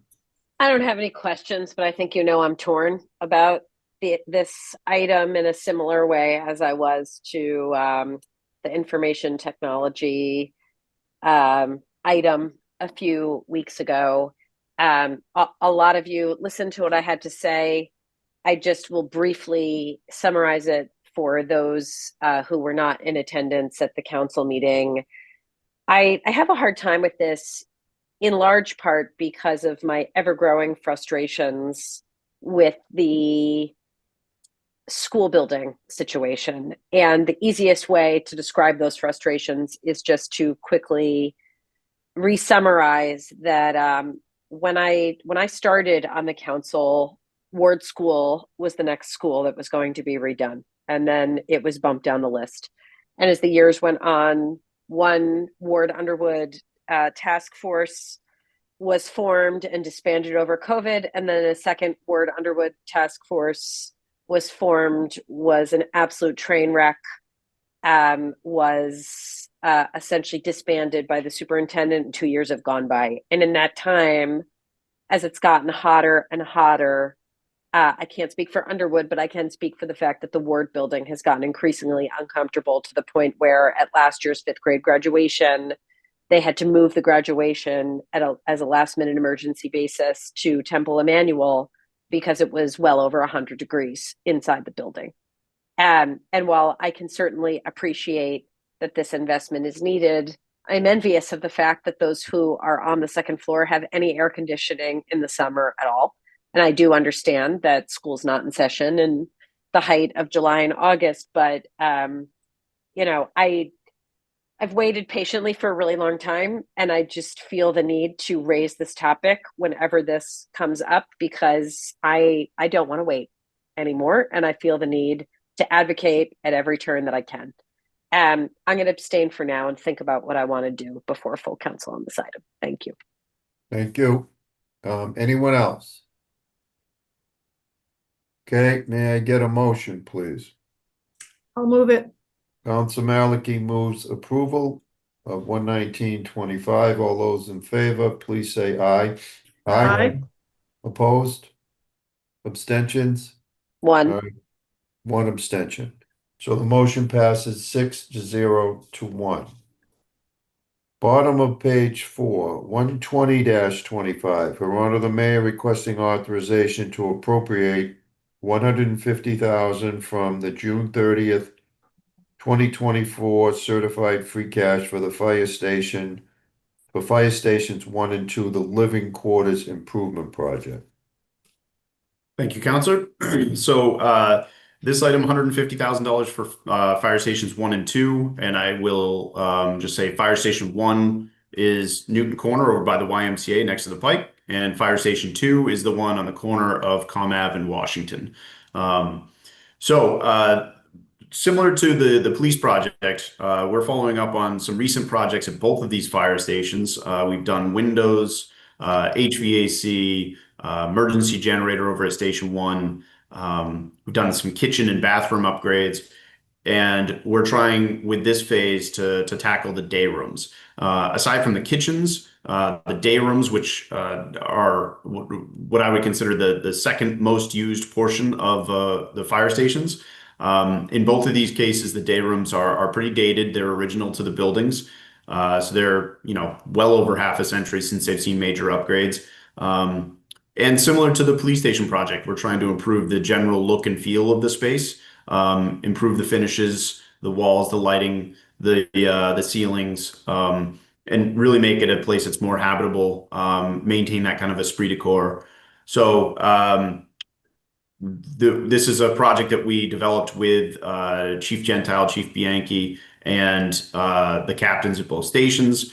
We're really looking forward to moving forward with this project. As a reminder, these are the two fire stations that were not rebuilt or had major renovations.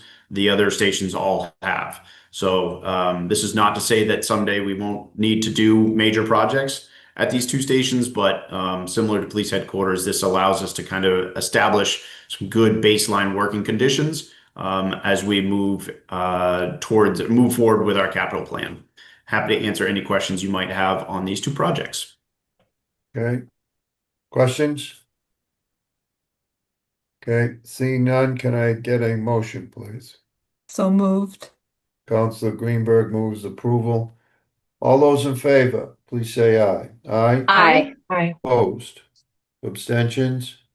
Okay, the motion passes 7-0. 121-25, Your Honor, the Mayor requesting authorization to appropriate $50,000 from the June 30th, 2024 certified free cash for the Jeanette West Recreation Center Restroom Improvement Project. Commissioner. Thank you very much, Counselor. So sharing a picture here, I have several, but I think this one probably sums it up. So the hut is over on Tyler Terrace. This building is used by the Mason Rice after school program quite heavily, as well as summer camps and several parks and rec programs. There are two restrooms in the building. They look very similar. This is the men's room, and then there's the ladies' room down the hall. This project is small but mighty. It's going to improve. We're going to replace the flooring, paint, ceiling, lighting, address our windows there, and then just do basic cleanup, removal of some materials, finish things off, and address the partitions. It's a pretty straightforward project, relatively small amount of money, I think, for a pretty profound impact to a pretty large group of people. Happy to answer any questions you might have. Okay. Questions? Councilor Malachy. How many people are in the building at a time, like when the after-school program is going on or summer camp programs or whatever? So I would say the most that I've seen in this building at one time is probably 60. It's not a huge building, and it's a very strange building from a layout standpoint. So it doesn't make sense to have much more than that. Okay, because I was kind of disappointed that it's not doing more. Am I reading this right? There's like one urinal and one stall and one sink in the boys' room? There is, and we will look to see what we can do with increasing fixture count, taking a look at the plumbing code, accessibility code, and the plumbing itself. We need to make sure that we're maintaining clearances and space layout, but that will be something that we evaluate. And are those, and the window situation, I assume it's got plastic on the windows because they're leaking air or something and too cold in winter. But yes, thank you. The windows are original to the building. I want to say we're probably getting close to 150 years old. So it's not a very efficient building, that's for sure. Is it are the windows sort of historic that you want to keep because I think old wooden windows can be energy efficient if they're fixed up. They can be. Where we're dealing with 2 restrooms and 2 windows, we'll probably just restore the existing windows. I don't think we want to go through a long process with the Newton Historic Commission to look to replace 2 windows. And I think it would be cost prohibitive to get historically appropriate replacement windows for 2 restrooms. Okay. I mean, I just love to see like a second sink at least, or and then you had other pictures of the girls' room, I guess. I do. It looks very similar. I'm happy to share those as well if folks would like to see them. I'll leave that up to the committee. Yeah, I just wish it was sort of getting you more stuff, but thank you. Our focus here is less gross, I think, is really what we're aiming for. Council Bixby. Thanks. Just a couple questions, Commissioner. So first of all, I guess, how do we think about projects like this? Because I know there was a bunch of exterior work done, and I think at the time, I was hoping that, some of the windows might have been opened or repaired in that time we're doing the bathrooms. Like, is there a more comprehensive way to think about this? Is this really sort of, given the resources we have, this bit by bit for smaller buildings like this, the only option? The Hut is an interesting building. Without going too far down the rabbit hole, for folks that don't know, this was a former church that was moved up Center Street on logs more than a century ago. It is unlike any building that we have in our inventory. It is what we call in the code world prior existing non-conforming, meaning that it doesn't conform to any of today's codes, but it's prior existing, therefore it's grandfathered in, it's okay. But what that means is that it's a very challenging building to modify. What Councilor Bixby is referring to is we did a fair amount of exterior work, and that's how you typically want to approach these projects, is the envelope first, stop the leaking, and then go in and start improving the interior. I don't think we're going to see a major renovation of the Hut. So I think that what we're doing, these kind of smaller projects and picking away at them, is probably what is realistic from a resource perspective. Totally fair. And I appreciate, the effort that goes into it. And then just to ask about public access to bathrooms, because I asked about this every time too. Obviously there's an after school program in there during much of the weekdays, but on weekends or for events, such as the concerts in the park and stuff like that, is that possible? Absolutely. No, it is possible. And I think for some events, they have been opened. I don't know if we've done well, I should rephrase that. I will have to ask our Parks Department to figure out how well we've advertised that the restrooms are available to the public. I also think, just looking at what we're offering, I'd like to see our restrooms improved before we really market the fact that they're available for large events. That's the key, Commissioner. I think they went with the portables in lieu of these getting fixed. Got it. Okay, so the portables were there because the bathrooms were in this shape, but when they're repaired, they will be open to the public? So I did hear that directly from Parks and Rec, was that part of the reason why we wanted to tackle this project was so that these bathrooms could be made available for large events at the park. Okay, fantastic. Thanks. Councilor Grossman. Thanks. Councilor Bixby asked my question as a quick follow-up.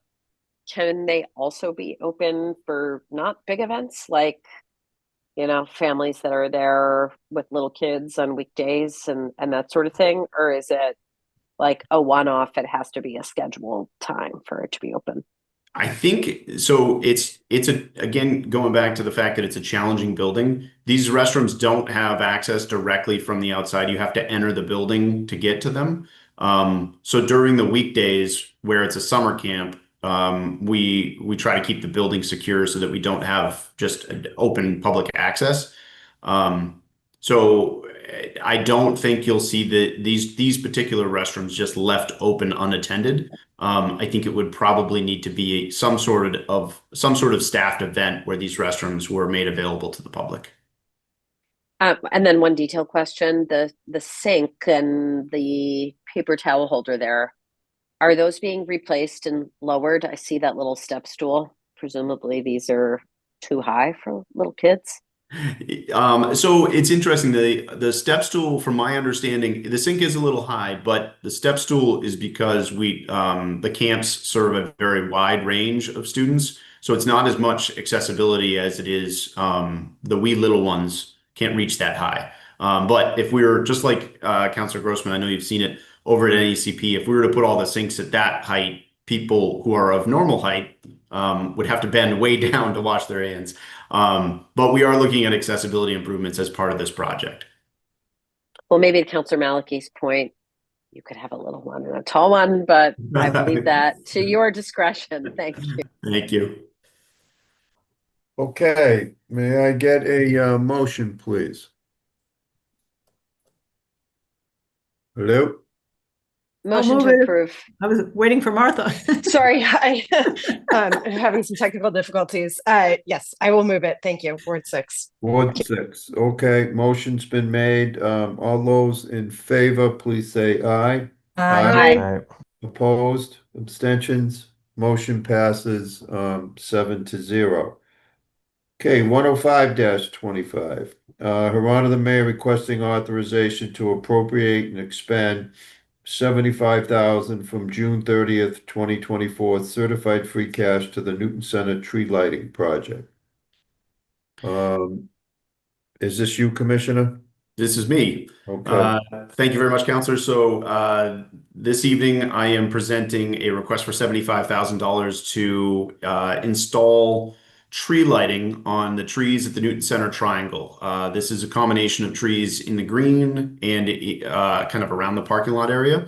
The goal here is to create something that is visually attractive, that draws people to Newton Center, helps improve business patronage, and creates a sense of pride, I think, in the center of the city. There are certainly other benefits to having lighting in the area, improve safety, just a general ambiance. I think it's something nice. I'm sure all of you have seen this, whether it be in Nonantum or in other communities, around Newton. But the goal here with the $75,000 is to buy the lights and to expand the electrical as needed to power them. We're going to be looking at a variety of different designs. I don't know as though this will be just regular string lights on every tree. We might be looking at a combination of kind of, if folks have seen them, the kind of globe lights that hang down, some rope lights, some string lights. So I think it might be a mixed approach to really try to create something special there in Newton Center. And I'm happy to answer any questions you might have. I see the Chief Operating Officer has his hand up. Go ahead. Thank you, Mr. Chair. I did want to, if when appropriate, Mr. Chair, you may want to recognize Gloria Gavras and Meryl Kessler from Newton Community Pride, who I know have submitted a letter and are supportive of this project. Thank you. Thank you. Let me get a few councilors, Gloria, and then we'll ask you to share your thoughts. Councilor Bixby, and then Greenberg and Malachi. Thanks. And so I think we heard from a number of businesses and people who are involved in the business community here in strong support of this in Newton Center. So I think there were just some clarifying questions about exactly where they were going. And my understanding is that money had been put into electrification already. So Commissioner, you just said expanding the electrification, but can you just give us a little bit more details on how all this will work? Sure thing. Yep. So great question. So several years ago, actually with the advocacy of Newton Community Pride, my team worked to expand the electrical to provide a small amount of increased power to support a very small amount of lighting, but also power that could help support events out there, whether it be Harvest Fair or other kind of community building events. Though the outlet that we installed is certainly not enough to power the level of lighting that we're looking to install out there. LED lighting certainly helps because it draws a lot less power, but we're going to need more than that single quad outlet. I think there might be a second one nearby, but the bottom line is the money is to allow us to expand the electrical and then purchase and install the lights. Okay, sorry to get very granular, but so right now there's one outlet and we're looking to put in more outlets. So yes, we're going to need more outlets. So what we would end up doing is once we've got a full lighting design, we will do a electrical demand kind of calculation to figure out how many amps, what our total wattage draw will be, and then we can figure out based on the source of power, if we need to come from multiple locations, how many outlets we need, and our general approach to electrical power. Okay. I guess instead of taking everybody's time tonight, what might be helpful is to have even just a little bit of a map of where you think things will go, or just to share with the businesses, because I think there's just been so much sort of turmoil and uncertainty in Newton Center for the businesses over the last little bit. And so anything we can kind of really just give them, here's the current plan, or here's exactly, even if we don't have exactly, here's where we're thinking it will be, and we'll update you along the way, or that kind of thing could be really helpful. Just so they know and they have this to look forward to. Thanks. Absolutely. That's a great idea. Thank you. Okay, Council Greenberg and then Council Maliki. Oh, thank you, Chair. So as many of you know, there have been streetlights in Nonantum Village for many years now, and it's been a positive addition to the village. It's improved local businesses, enhanced the village ambiance, increased foot traffic, especially at night, and increased visits to our businesses, especially restaurants. So I'm highly supportive of this because we've had such a positive experience in Nonantum, and I'd expect the same for Newton Center. Thank you. Council Maliki. Yes, I'm sorry, but I can't support wiring trees up. I appreciate that they look nice at night, but they're ugly wires in the daytime. They don't seem to get moved or adjusted as the trees grow.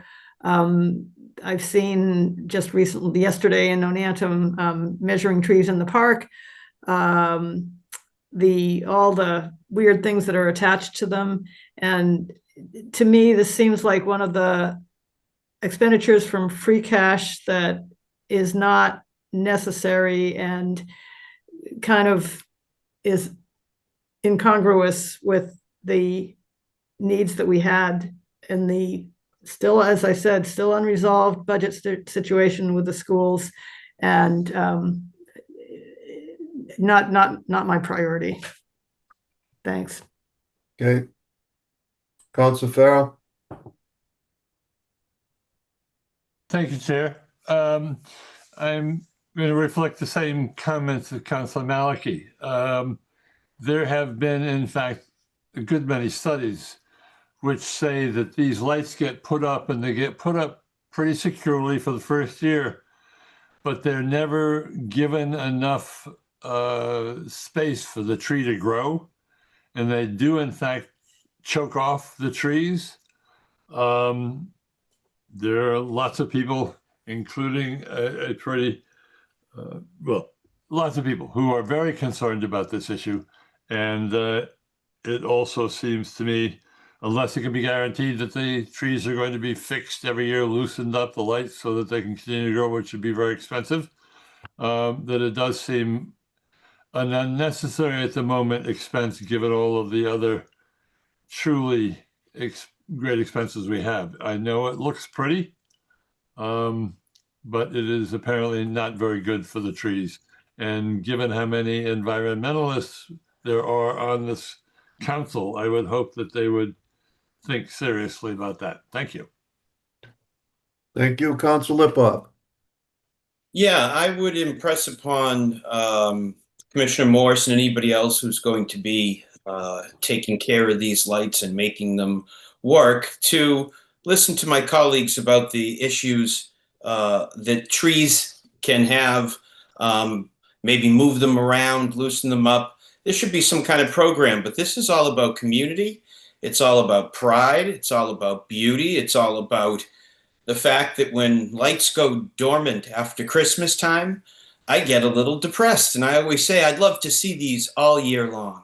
So I think this is fantastic. Anything that we can do to beautify and benefit, everybody, our city is not just about one department.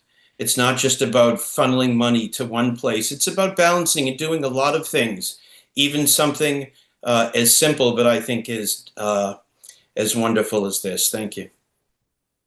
Okay, Councilor Grossman. Thank you, Mr. Chair. I should say I struggled with this one a little bit. Last year was when we had the item with the Heartbreak Hill banner, and I struggled even more with that one. This one speaks to me because I do find the lights beautiful when we have them, particularly in Nonantum. I love it when I go down there, and I do always wish that we could bring more of that to other parts of the city, particularly since we do have such long, bleak winter seasons. So I think this would be really lovely and a real, investment for everyone in a part of our city that really is central to all, where we all do spend a lot of time. And I just think that it really is quite additive to the beauty, ambiance, and enjoyment and safety of our community. Thanks. Commissioner, I'll get back to you in a minute. Let me give Ms. Gavis the opportunity to speak. Welcome. Hi, thank you all. I might want Josh to speak first because I think he might be talking about a few options in lighting that might relay some of the concerns relative to tree safety. If Josh, I'm not sure you were heading in that direction, but if you could comment on that, and then I'd love to speak after that. Sure thing. Yes, Gloria, that is exactly where I was going. We are going to, as I briefly mentioned before, we're going to look at a couple different options because I suspected this might be a concern.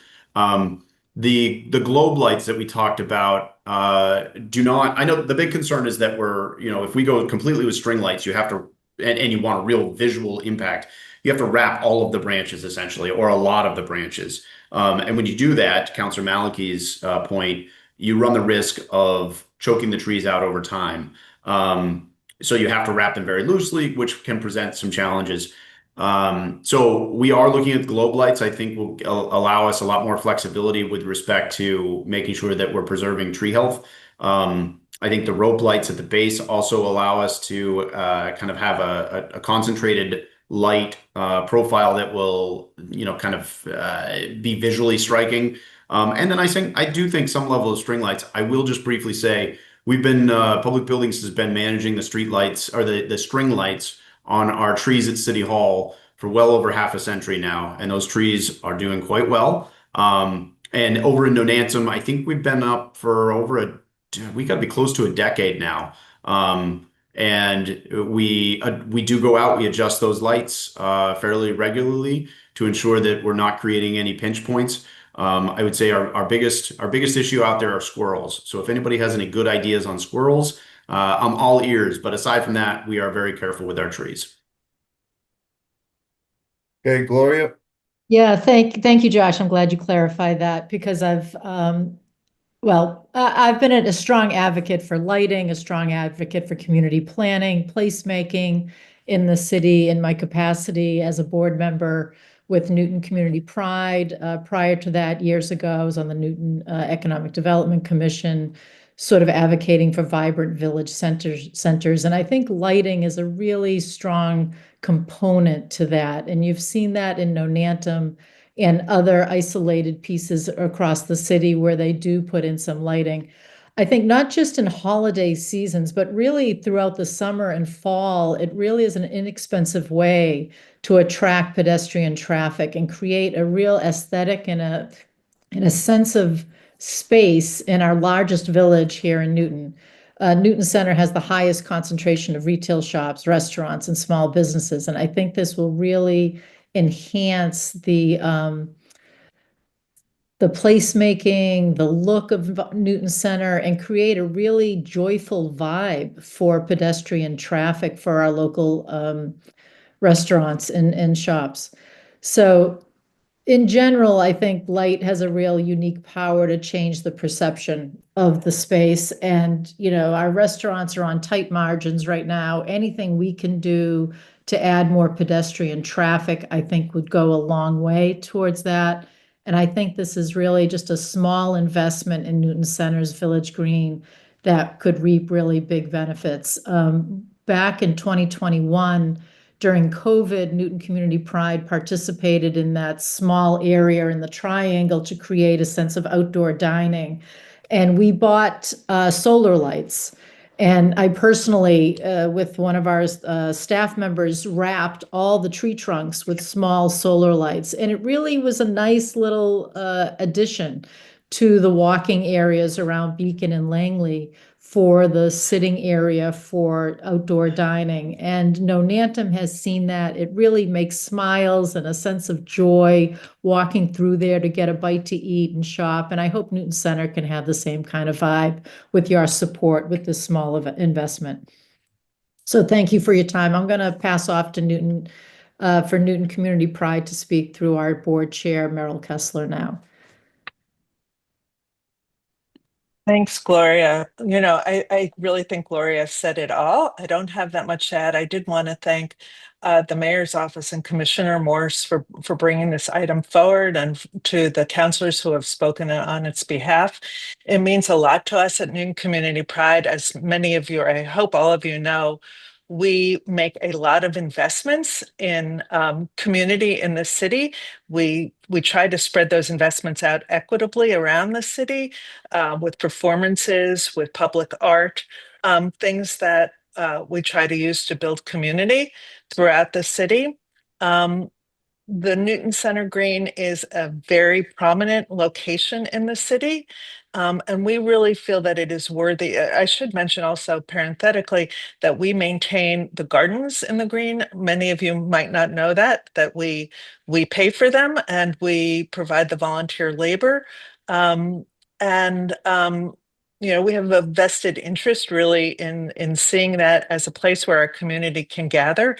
I think we all saw during COVID how important it is to have public spaces that are welcoming, that are warm, that are bright, that have color, and where people feel comfortable. That is really what builds community, and we really do hope that you will support this item. As Gloria said, we think it's a pretty economical investment in something that will really change the character of the Newton Center Green, and we ask for your support. Thanks.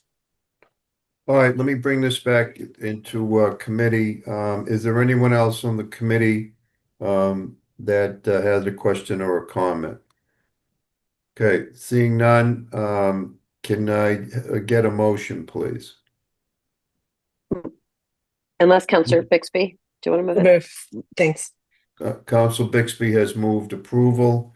All those in favor of the item, let's use a show of hands, please.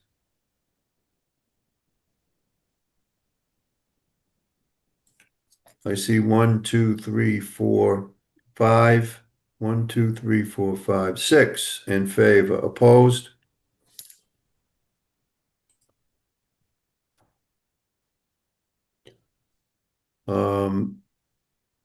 I see 1. Do I see 1? 6 to 1. Yeah. So do we have 7? So 6 in favor with 1 opposed. The item passes. All right. Thank you. And thank you for those.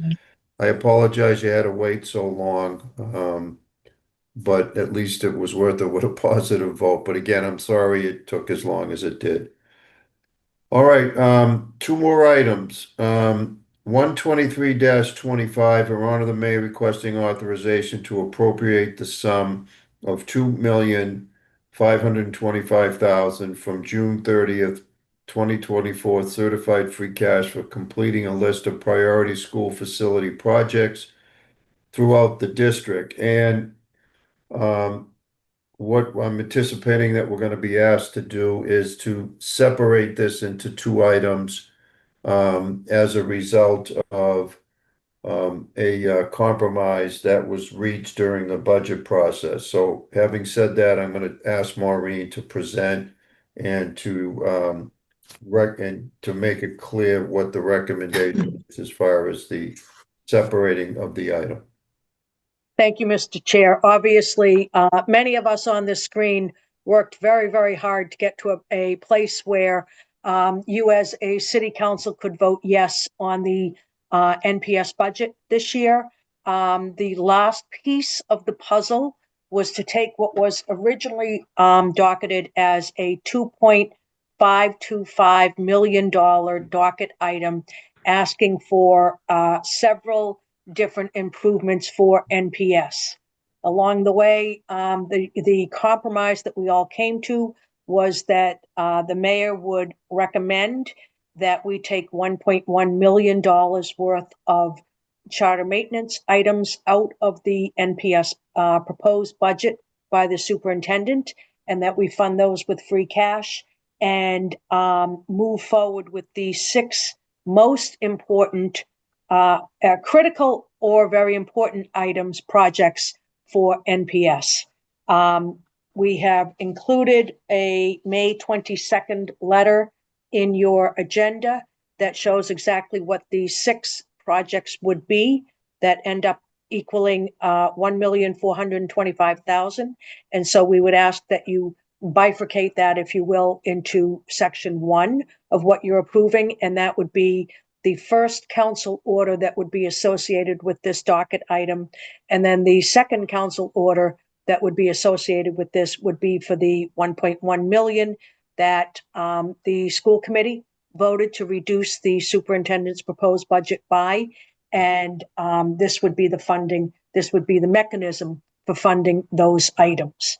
So, Mr. Chair, I'm more than happy to answer any questions, but as I hope you all saw in your agenda, this now becomes bifurcated into 2 different council orders that moves forward everything that I think and I hope all of you understood to be true last Monday evening when you approved the budget. Okay, questions? Council Maliki, is your hand up or is that from the last? That was left over. Okay. Questions? All right, I think this was well explained during the budget process. So I think it would probably be best if we were to take 2 votes on this. Can I get a motion for the first to, as Maureen has requested, to separate the 2 items? The first item that I would ask that we would vote on is the 1.425 million of capital improvements. I believe, Maureen, you said that there are 6 that have yes. been identified in our backup. And I would ask for a motion to approve that item first. Do you need Okay. motion to separate and to approve, or just? Well, I think in fact we're separating it by making it clear that, that we're asking that there be a motion to approve the 1.425, so we're separating it, but. So moved. Okay, so the first item is again to approve the 1.425 million for 6 items, not charter maintenance. These are capital improvement items that have been identified as priorities by the schools. All right, any questions on that motion? Okay, seeing none, all those in favor, please say aye. Aye. Opposed? Abstentions. Okay, the motion passes 7-0. May I then please get a motion for the remaining 1.1 million to use that money from free cash to fund items in the charter maintenance account, which will again allow the superintendent flexibility in using the money for other needs in the FY26 budget. So again, if we could separate the second part of the item into 1.1 to be funded to fund certain charter maintenance accounts. Yes. Mr. Chair, if I can just jump in, I think we want to probably be on the record as saying that this is to fund items that had previously been included in the superintendent's proposed budget that the school committee has removed from their budget. So it's not that we're using this to fund items that are still in the charter maintenance account. This is to fund items that have been removed. Okay. Fund So items moved. removed. Okay, so I've been traveling and I don't have my backup paperwork with me, so thank you. Motion's been moved by Councilor Grossman. Any discussion on this item or this second item of the original request? Councilor Malachy? Yeah, can I just get clarified? For example, the $300,000 for upgrades to Newton South High School, reconfiguration of spaces and accessibility and repair items, is that a sort of a different set of projects than the $500,000 that's referred to in the April 15 letter that was also attached to the agenda, I think, or that we got mailed to us? No, it's in the backup to the agenda that says complete general upgrades to Newton South High School auditorium, cafeteria, offices, and locker rooms. So that's like, it's the 300,000 is for a different set of things than the 500,000 was, or is it a subset of the 500,000? So happy to answer that question, Counselor, and it's a good one. In the initial list that Newton Public Schools provided us, they had 2 projects for Newton South High School, I believe totaling $1 million. With the adjustment to the total funds available for these projects, Newton Public Schools realigned the amounts of money so that it fit within that $1.425 million cap. So Newton South High School, I think the reason why they rewrote the description was so that they could take the most important pieces of those 2 projects that were previously listed and that you see in the backup and kind of cover them within one item. Oh, right, because there was the restroom one as well. There was, yes. With another 500,000. So instead of that $1 million total, it's picking and choosing out of that, and it comes to 300,000. Yes. Okay. And the 164,586 for repair items, is that all different schools? So that is several different schools, yes. Yeah. And that doesn't really match up to anything in the April 15 list. No, so that is, if memory serves me correct, I can pull up the backup, but that is right next to the $300,000. I think those 2 items, Maureen or Jonathan, feel free to jump in. Aren't those part of what Newton Public Schools was tackling? I don't think those are what we're requesting tonight. Correct. So. Those are, yeah. Yeah. Well, they are what they were going to tackle, that they had in their budget to begin with, that they have removed from the budget. And so this will be the funding mechanism for those projects. Okay. The 1.1. Yes, the 1.1, the charter maintenance that they reduced, and we're funding those projects. So I think the 300 and whatever thousand were projects strewn across the entire school district, hundreds of projects. So that they have in a prioritized system.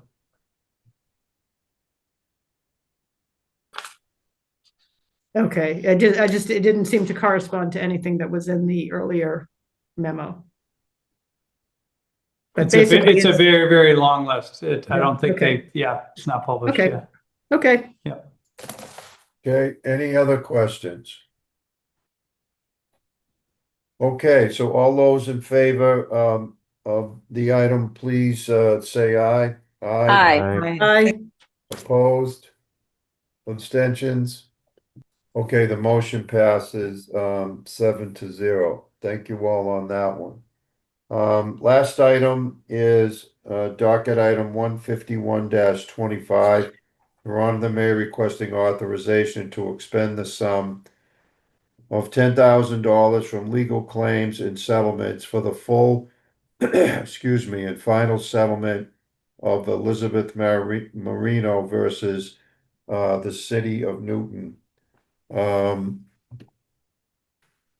Ms. Basu, again, my apologies for keeping you this long. But anyway, this floor is yours. Thank you. I'm Krishna Basu. I'm an assistant city solicitor in the law department for the city of Newton.